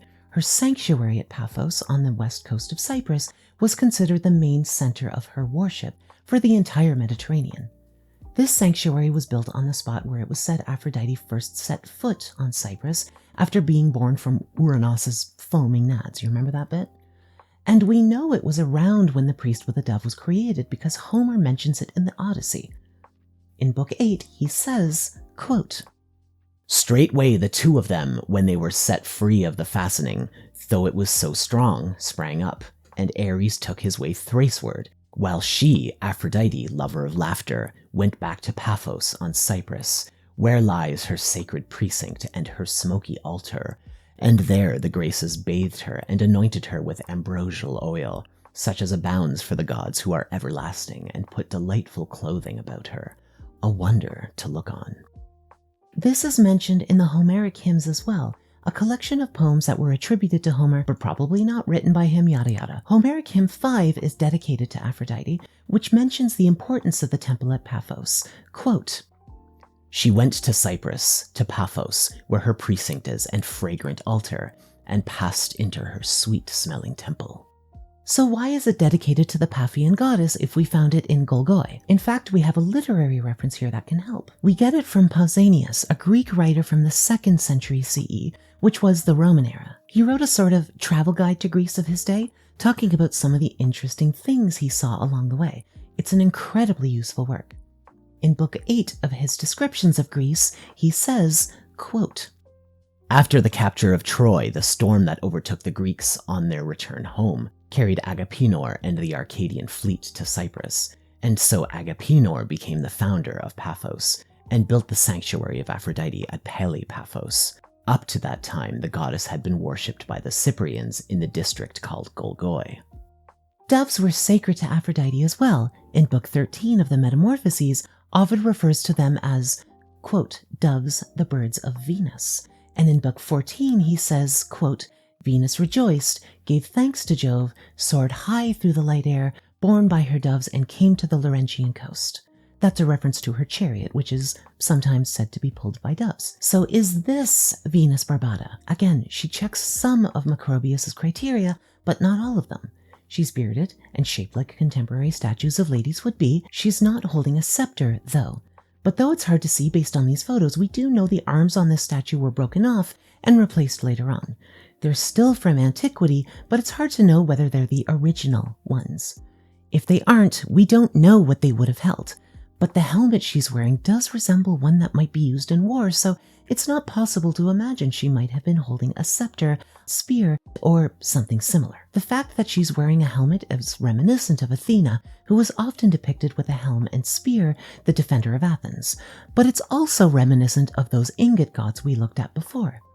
A goddess of fertility and destruction, of security and chaos, all wrapped up into one. Now, this explanation is not bulletproof. First off, we can't see up her peplos.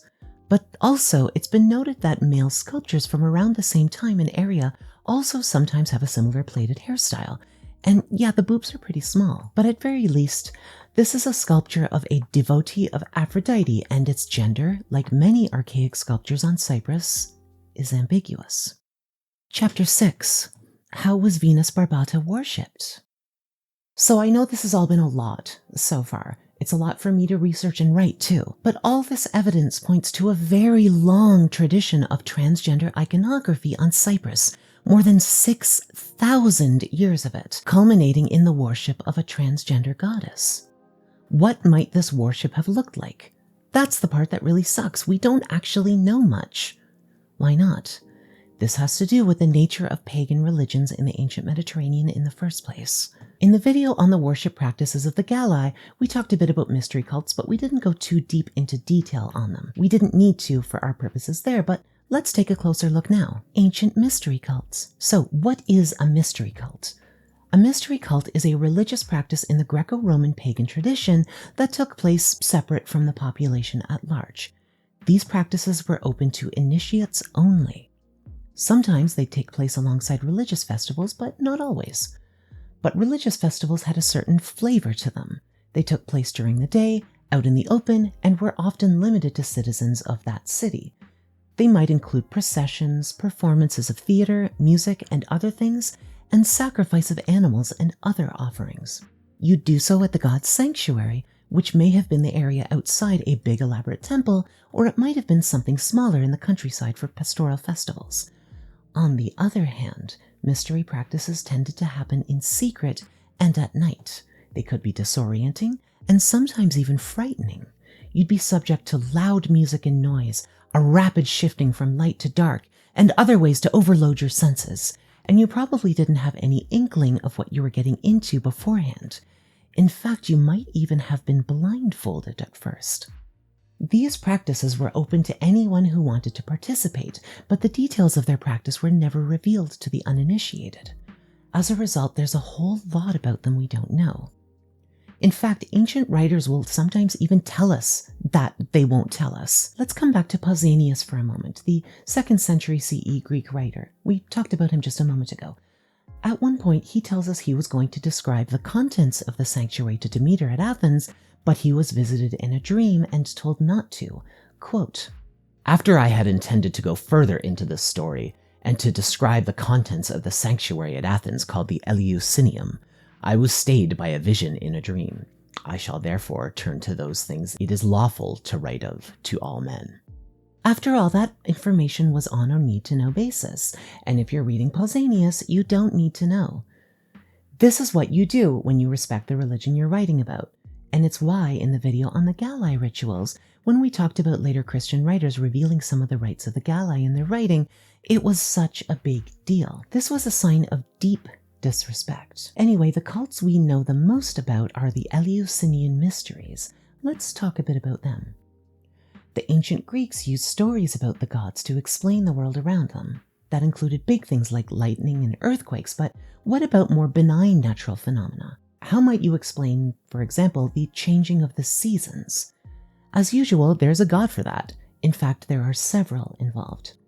The story we're about to explore shows up in plenty of different sources, but the oldest and best known we have comes from the Homeric hymn to Demeter. These things are doing a lot of heavy lifting here. It's a full epic poem on its own, just shy of 500 lines of poetry.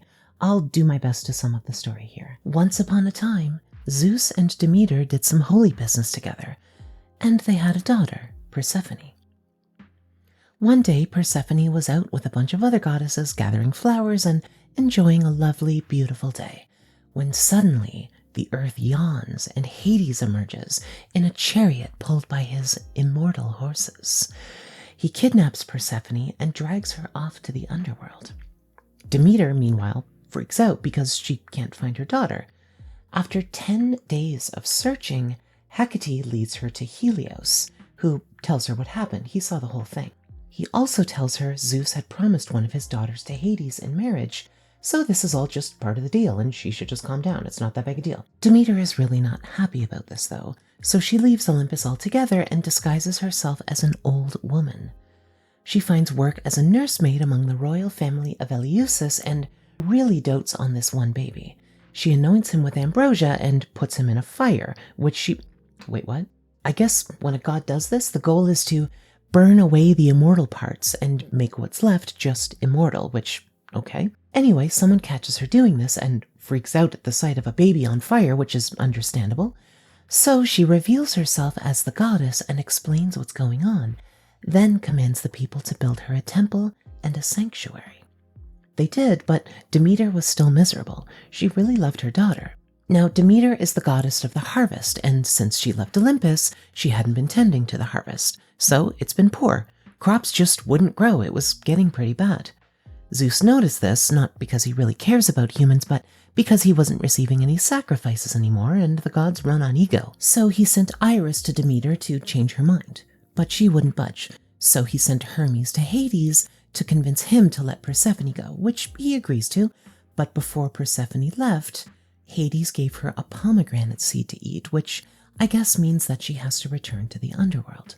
Then the mother of Zeus and Demeter, Cybele, yes, that Cybele, comes to Demeter and explains that Persephone would have to spend a third of the year in Hades, but the other 2/3 of the year she could live on Olympus with the other gods.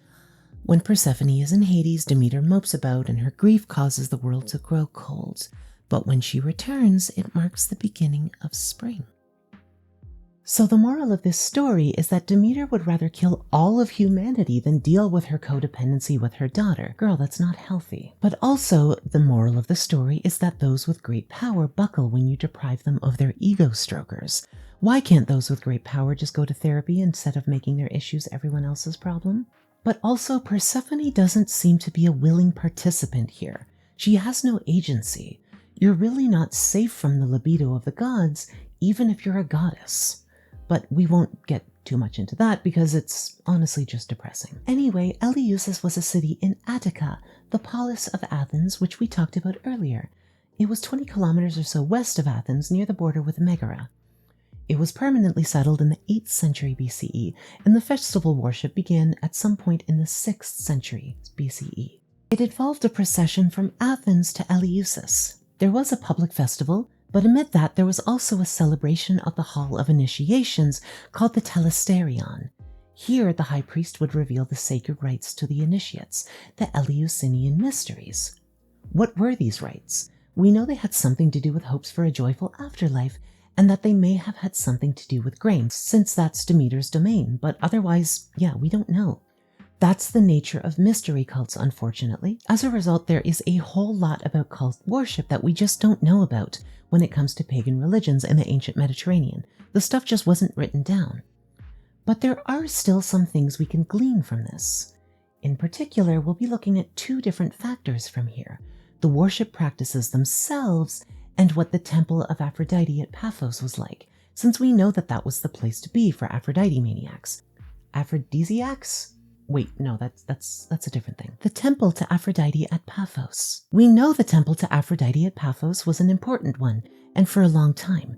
Even Homer knew about it. In the Odyssey, Demodocus sings about the love affair between Ares and Aphrodite, where he says, quote, "Straightway the two of them, when they were set free of the fastening, though it was so strong, sprang up, and Ares took his way Thraceward, while she, Aphrodite, lover of laughter, went back to Paphos on Cyprus, where lies her sacred precinct and her smoky altar, and there the Graces bathed her and anointed her with ambrosial oil, such as abounds for the gods who are everlasting, and put delightful clothing about her, a wonder to look on."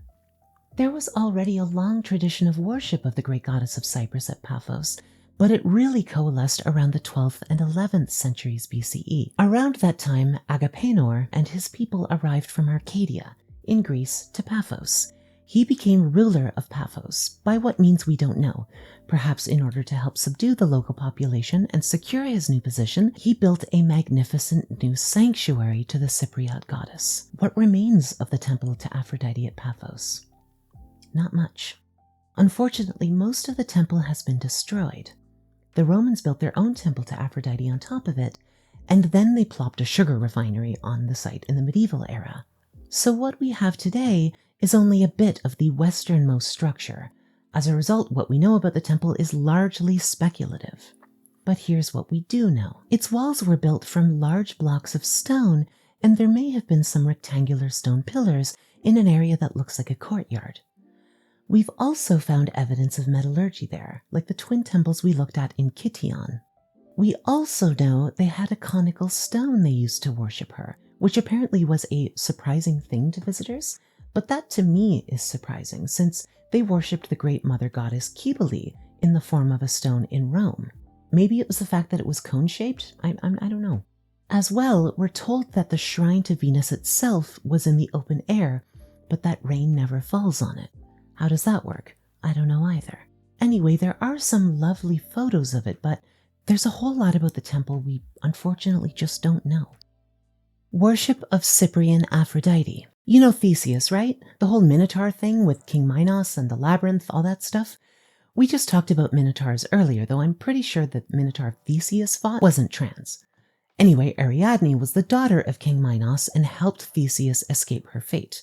Then Theseus, being the complete jerkface he was, abandoned Ariadne on Cyprus. What a douche. So she hanged herself on a tree and was buried in a grove near Amathus, which they called Ariadne Aphrodite. Later, during a festival in the area to the goddess, they'd have a young boy dress up like a woman and cry out as though he was in distress. Was this related to Venus Barbata? Maybe. We did look at some transgender iconography found at Amathus earlier, and it does seem to mess with Macrobius' quote. Here it is again. Philochorus too states that she, Aphrodite, is the moon, and that men sacrifice to her in women's dress, women in men's, because she is held to be both male and female. Hazel Thurston, author of a travel guide for Cyprus, talks about the worship of Aphrodite at Paphos, where she says, quote, "The great spring festival of Aphrodite was celebrated by the pilgrims in various ways according to their degree of initiation. There were games for the populace on the first day, purification ceremonies and sea bathing on the second, and bloodless sacrifices to the goddess on the third, culminating in presentations of ritual cake, the pyramos, by the high priest. In the second degree, the rites of Adonis comprised acts of mourning for the premature death of the golden youth. This was followed by a triumphant and orgiastic celebration of his resurrection. The third degree underwent initiation into the mysteries of both cults, with doves, an obelisk, and the image of the bearded goddess as the chief symbols. The culmination was the presentation of salts symbolizing Aphrodite's birth from the sea, together with phallic symbols to denote fertility. These were acknowledged by the pilgrims by payment in coin. This all sounds fairly reasonable based on what we know about ancient Cyprus so far. But here's the thing, and it's absolutely infuriating. Hazel Thurston doesn't cite any sources. I have no idea if this passage is based on scholarly research or pure fantasy. I know I wasn't the best at citing my sources in earlier videos, but I've learned my lessons now, and I really do try to be diligent in it. Thanks to Zoe Baker, by the way, and her video on the importance of citing your sources for YouTube historians for helping snap my research into shape. Been a while since I was in academia. At least I want to thank you, Zoe, but I can't find the video I'm thinking of. Am I hallucinating, or did you actually make a video on this topic? I don't know. Yes, she did, it turns out, so thanks, Zoe. Anyway, can we confirm any of this? Actually, yeah. We don't know when Titus Flavius Clamens was born, but it was sometime during the 1st century CE. We also don't know where he was born, but we're pretty sure it was either in Alexandria or Athens. In English, he's better known as Clement of Alexandria. If you saw the video on the worship practices of the Galli, we talked about him there as well. Originally a pagan philosopher, he converted to Christianity and traveled around the Roman Empire, learning about the faith from various holy guys. Then he returned to Alexandria and became head of the catechetical school there. He continued to teach until the Christian persecutions of the Emperor Septimius Severus in 202 CE, where he left Alexandria. Eventually, he ended up in Jerusalem and Antioch and died around 220 CE. 3 major works by him survive, but we're most interested in his Exhortation to the Greek Heathen. It's a work geared toward converting pagans to Christianity. In chapter 2, he spends time talking about all the nasty and licentious acts done in the name of the worship of different gods. About Aphrodite, he says, quote, "There is the foam-born and Cyprus-born, the darling of Cinyras, I mean Aphrodite, lover of the virilia, because sprung from them, even from those of Uranos that were cut off, those lustful members, that after being cut off offered violence to the waves. Of members so lewd a worthy fruit, Aphrodite is born. In the rites which celebrate this enjoyment of the sea, as a symbol of her birth, a lump of salt and the phallus are handed to those who are initiated in the art of uncleanness. And those initiated bring a piece of money to her, as a courtesan's paramours do to her." Tag yourself, I'm so lewd a worthy fruit. Comparing that with Hazel Thurston's bit, it pretty closely matches what happens on the 3rd day of the festival if you're initiated into the cult of Aphrodite. The Roman historian Tacitus also tells us it was not permitted to shed blood on the altar to Aphrodite. This is notable since lots of other gods demanded blood sacrifice, in the form of animals, usually, but occasionally human blood, as we saw with the cult of Cybele. We also know that some gods' cults required initiation, and that sometimes required payment, among other things. So we can confirm some of what Thurston says, but she'd have saved me a whole lot of work here if she'd just cited her sources. There's not a whole lot more we know about the worship of Aphrodite on Cyprus. I know a lot of you were hoping that I'd dig up some new sect of trans-feminine priestesses you'd never heard of before, but I haven't found any evidence for that. That said, we are told by a Byzantine source, Ioannis Laidus, that a bearded Aphrodite was worshipped in Pamphylia as well. Pamphylia is in southern Asia Minor across from Cyprus. It's also not too far west of Halicarnassos, where we found the Salmachus inscription that describes Hermaphroditus as inventing the rite of marriage. All of that suggests that the worship of Venus Barbata extended further than Cyprus itself. Now let's think back to what Herodotus told us about the Enarees, the Scythian trans-feminine priestesses. Quote, "When the Scythians came on their way to the city of Ascalon in Syria, most of them passed by and did no harm, but a few remained behind and plundered the temple of Aphrodite Urania, and all their descendants after them were afflicted by the goddess with the female sickness, and so the Scythians say that they are afflicted as a consequence of this." Ascalon is on the southern coast of the Levant, just north of Gaza, Free Palestine, which is also off the coast of Cyprus, though admittedly a bit further away from Pamphylia. But it gets better. We've actually found one of those transgender reverse Minotaurs nearby. In 2003, at the excavation site of Tel Beersheba in occupied Palestine, which must be freed, we found a collection of about 350 different clay sculptures. They date to the Iron Age, roughly around the same era as the Cypriot ones we looked at earlier. Up to that point, this was the first ever reverse Minotaur or centaur we'd ever found in all of ancient Judea. So we know there were connections between Cyprus and the coast of the Levant. And to be clear, this isn't the only reason we know this. Perhaps there's a connection between the Cyprian Aphrodite, the bearded goddess, and the Aphrodite of the temple at Ascalon, who had the power to feminize men. If there were, we could draw some parallels between the limited knowledge we have of the rituals of the Enarees and potential worship practices of the cult of the Cyprian Aphrodite. But the evidence for such a connection is tenuous. We also know Aphrodite was represented armed in places other than Cyprus. Remember back near the beginning of this video where we talked about the journey of Uranus's castrated nads through the Mediterranean? Before they washed up on the shore of Cyprus, they passed by the island of Cythera, south of Sparta. That place, too, is a holy site for Aphrodite, the oldest Greek temple to her, if Pausanias is to be believed. Pausanias also tells us the goddess is represented armed and made of wood. We also have a coin from Sparta, and remember, Cythera was part of Spartan territory and under their control, that seems to show Aphrodite armed. It's hard to see, I know, but she's holding a spear and a bow. So the worship of Aphrodite may have spread from Cythera to Cyprus, blending with the millennia of gender-ambiguous iconography on the island, and the story Hesiod tells us about the voyage of the SS Orchiectomy is a sort of euhemerist interpretation of the spread of that cult. Of course, that cult would have spread into the rest of Greece, so we can draw some conclusions from those worship practices as well. In particular, we know Aphrodite Urania was worshipped in Athens. She had a temple in the Keramikos district, which we talked about in the video analyzing Lucian's dialogues of the courtesans. It's the part of Athens where most of the brothels were. We're also told there was a Herm statue of Aphrodite in Athens, and these things are pretty interesting. We talked about them in the Hermaphroditus video too. We found Herms all throughout Athens and in a bunch of other places too. They're essentially a block of stone with a head at the top and a phallus about where it would be if the block of stone was a human body. You'd rub the phallus as you walked by as a source of good luck and to ward off evil. Now, to be fair, not every Herm had a phallus. Sometimes it was because they were broken off.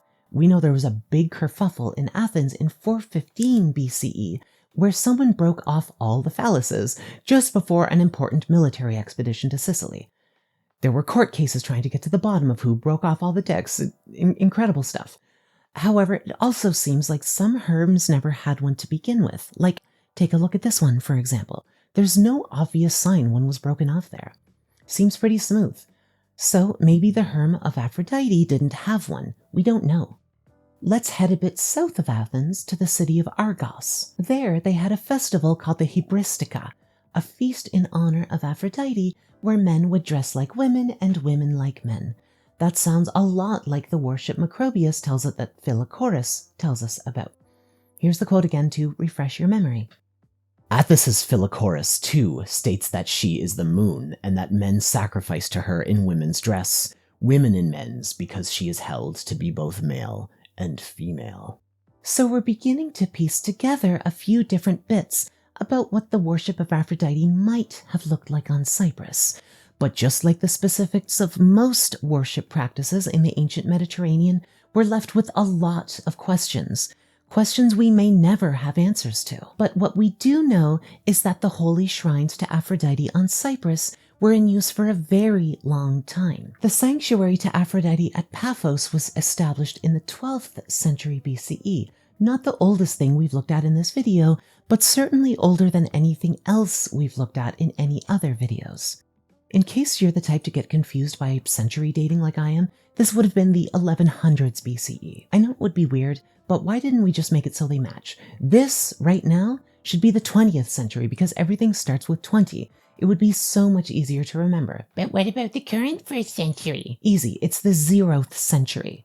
Who cares? Why does it matter? I like doing math in my head, multiplication and stuff like that, but small stuff like this and figuring out time zones, that sort of thing, it always messes me up.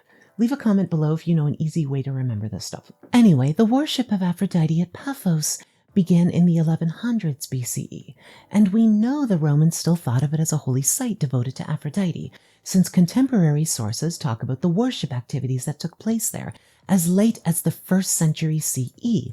And of course, Macrobius was talking about it as late as the 5th century CE. And as we've seen, transgender iconography in Cypriot art is much older than even that. But based on the fact that it shows up in some of the earliest artistic representations on Cyprus and has remained consistent throughout the island's art history, and that what we understand to be the Aphrodite of Cyprus is a blend of the Greek Aphrodite and the fertility goddess indigenous to Cyprus, it seems reasonable that the worship of Aphrodite on Cyprus would more often than not have included transgender iconography, or at least did so soon after the cult arrived on the island. What this tells us is that a transgender Aphrodite was worshipped on Cyprus for at least 1,000 years, perhaps longer.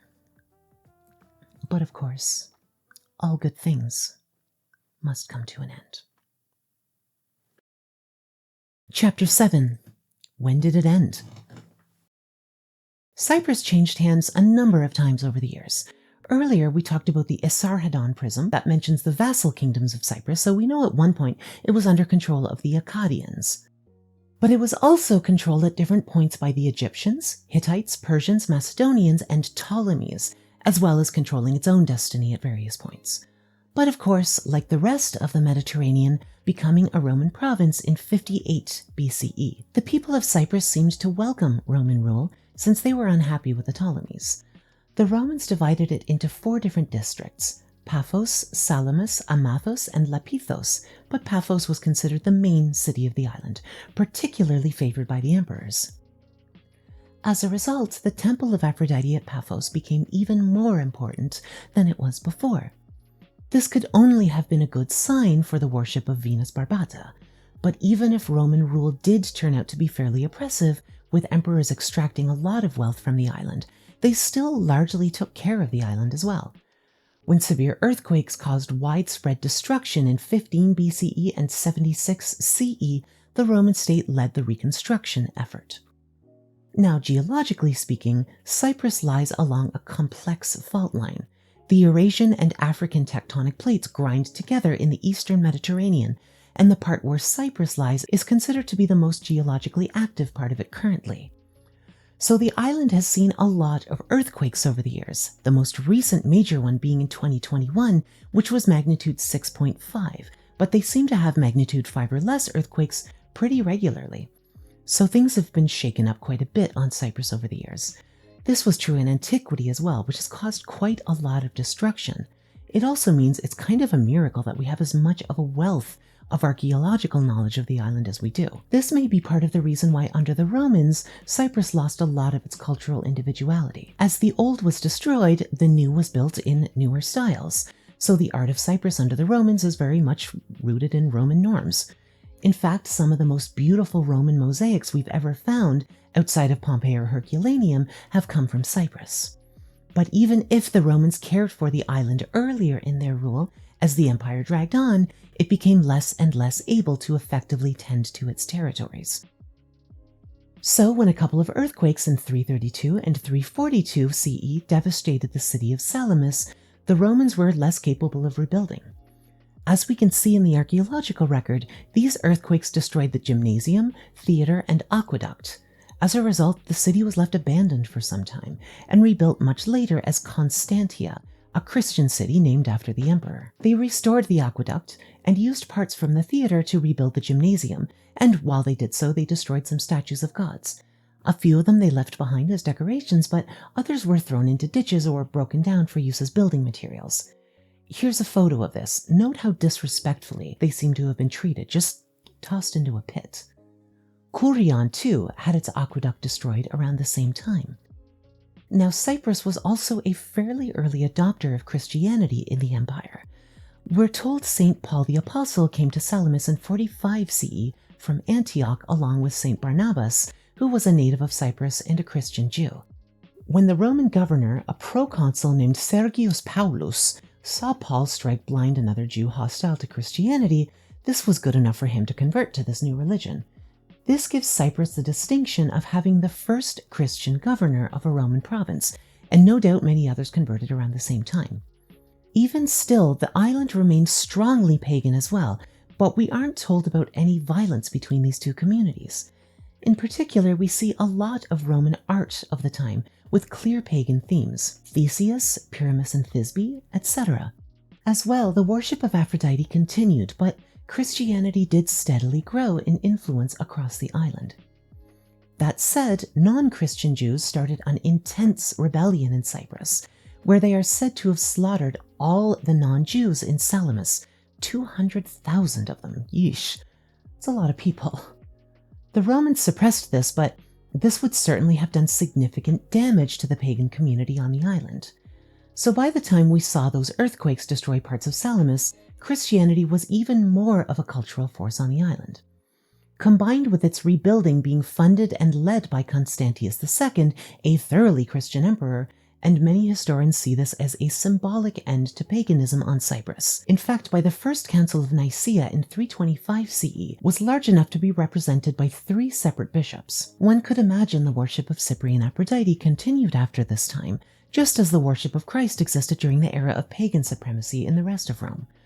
Besides, when Macrobius talks about the statue of Venus Barbata, he talks about it in the present tense, and again, he lived in the 5th century CE, so we can assume worship of the goddess continued on into the Christian era. But in terms of the fame, grandeur, and majesty of the cult of Venus Barbata, the 4th century earthquakes signify the beginning of the end. Chapter 8. What does this all mean? So let's come back to our goal here, to find the Venus Barbata. Macrobius is our guide, and in that light he gives us some pretty specific criteria to look for. The Venus Barbata statue is bearded, dressed like a woman, with a visible downstairs, holding a scepter. Did we find anything that meets that criteria? No, not specifically. We've seen plenty of each of the above, but no single statue that has all 4 traits. So where does that leave us? There are a few possible options here. First, it could be that the Venus Barbata statue was destroyed. We saw earlier that Christians destroyed many pagan statues on Cyprus. Venus Barbata could have been one of them. Or it could have been destroyed in one of the many earthquakes that have plagued Cyprus over the millennia. It could also be that Macrobius hadn't seen the statue for himself, but rather someone told him about it and he got a couple of the details wrong when writing it down. Considering how much he praises Virgil for his precise and meticulous use of language, I think this is less probable, but still, it could also still be buried somewhere on Cyprus, just waiting for an archaeologist to unearth it. Whatever the case, we haven't yet found the Venus Barbata conclusively. So in that regard, this search and this video was a failure. But even if that's true, what we did find is transgender and gender nonconforming iconography on the island that spans several millennia. At its earliest, we found Neolithic items that give us the beginnings of that representation. The bisexual fetish stone from Kyrokitia from 7000 to 5300 BCE. The bisexual fetish stone from Kyrokitia from, at its latest, 7000 BCE. Beginning with the Neolithic and Chalcolithic, we explored the many carvings with sexually ambiguous themes. 2 from Kyrokitia, 2 from Sotira, 1 from Irimi, and 1 each from Kisonergamosphilia and Lemba. That evolved into the cruciform style we saw later, which still kept the sexual ambiguity of the previous style. From there, we explored what these figures were for and their meaning as fertility symbols, as well as symbols of protection. After, we jumped forward to the Bronze Age, where we looked at the twin temple gods at Kition and Enkomi, and its connection to the myths of Aphrodite. Then the plank figure tradition, analyzing what these unusual figures might have represented. Then the Iron Age. We explored the fantastic collection of figures discovered at the sanctuary of Aya Irene, several of which show clear transgender themes. Among them, we found the bearded goddess, a statue with breasts and a beard. We also found the priest with a dove statue, which is about the closest thing we got to Venus Barbata, the figure from Pizzuri, and the terracotta bearded goddess from Amathus. Believe it or not, this isn't even all the transgender art we found on the island. We didn't even cover the Cypro-geometric era terracotta sculptures that have breasts and beards, or some of the cruder Stone Age stuff that didn't illustrate the point as well. We also didn't talk about the clear connection between Hermaphroditus and Venus Barbata, or between Venus Aphrodite and Eastern goddesses like Inanna and Ishtar, which I'm sure we'll look at in a future video. Yeah, believe it or not, this video isn't completely comprehensive despite being this bloody long. I have been recording this for hours. I'm exhausted. What can we take away from all this? Well, let's start with what not to take from it. It's not true that Cypriot prehistoric art is defined by its gender-ambiguous motifs. Yes, we looked at a lot of pieces today that clearly display these themes. I deliberately sampled this stuff because that's what this video and this channel is about. But the figures from Aya Irene are a good microcosm of Cypriot art overall. There are over 2,000 figures found there, and 8 of them have ambiguous genders. There's a lot of Cypriot art that does not display these themes, but there's also a whole lot that does, even if it's a tiny fraction of the whole. I'm also not making the argument that Venus Barbata is transgender in the same way that modern-day trans people are. That too would be foolish. When I use the word transgender, I'm using it in the historical sense, as defined by Susan Stryker as, quote, people who move away from the gender they were assigned at birth, people who cross over, trans, the boundaries constructed by their culture to define and contain their gender. I've said that in most of my videos, but occasionally I forget, and an avalanche of chuds show up in the comments and cry about it. So here you are, chuds. Happy? Go back to your subterranean caverns in the depths of the sewers of New York City and feast on human remains. It's also not true that the existence of Venus Barbata implies that Venus was always viewed as a transgender figure. The Roman Emperor Augustus, for example, claimed descent from Aeneas and therefore from Venus. She was honored in his family, the Julio-Claudian family, as Venus Genitrix, Venus the Mother. But there's no evidence they thought of Venus as a transgender figure. And yes, I know trans women can have children and be mothers. I know a whole bunch personally. But nowhere is it mentioned that someone else carried these children. In fact, the Roman writer Apuleius specifically refers to Venus as giving birth to Cupid, and she had a bunch of other kids too. So I'm not making the argument that the Greeks and Romans always worshipped a transgender Venus, Aphrodite. That would be silly. That said, the idea that the goddess that was to become Venus Aphrodite had its origins in Cyprus and places further east before making its way to Greece is fairly widely accepted among scholars. And while every detail of Venus Barbata clearly didn't leave the island, elements of her gender ambiguity clearly did. We see that in the ritual of Athens and Argos, which were related to cross-dressing. But friends, even if we never found the specific Venus Barbata statue Macrobius refers to, what's abundantly clear is that gender ambiguity was an important part of Cypriot religious life, which culminated in the creation of a goddess, Venus, that displayed both masculine and feminine characteristics in her iconography.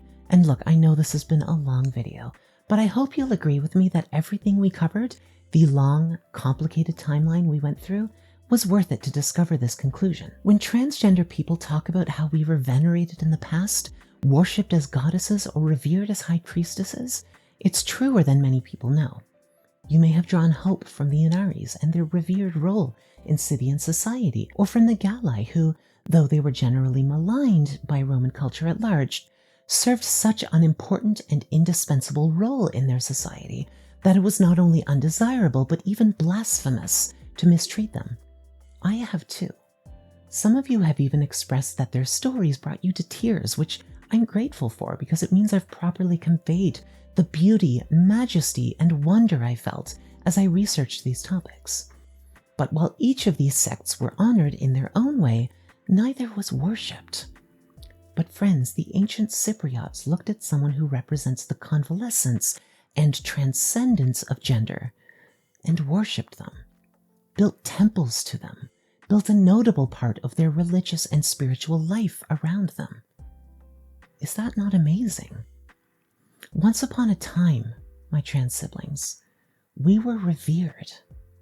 Perhaps one day soon, we will be once more. We have always existed. And so long as humanity continues to endure, so too shall we.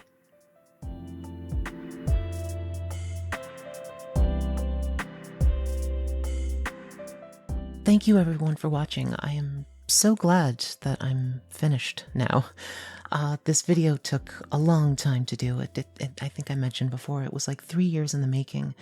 And it's really the first time that I've really felt like I've brought something new to the table, as opposed to just kind of synthesizing other people's work. So I hope you enjoyed it. And thank you. Thank you once again. And thank you to the wonderful people you're about to see on the screen here.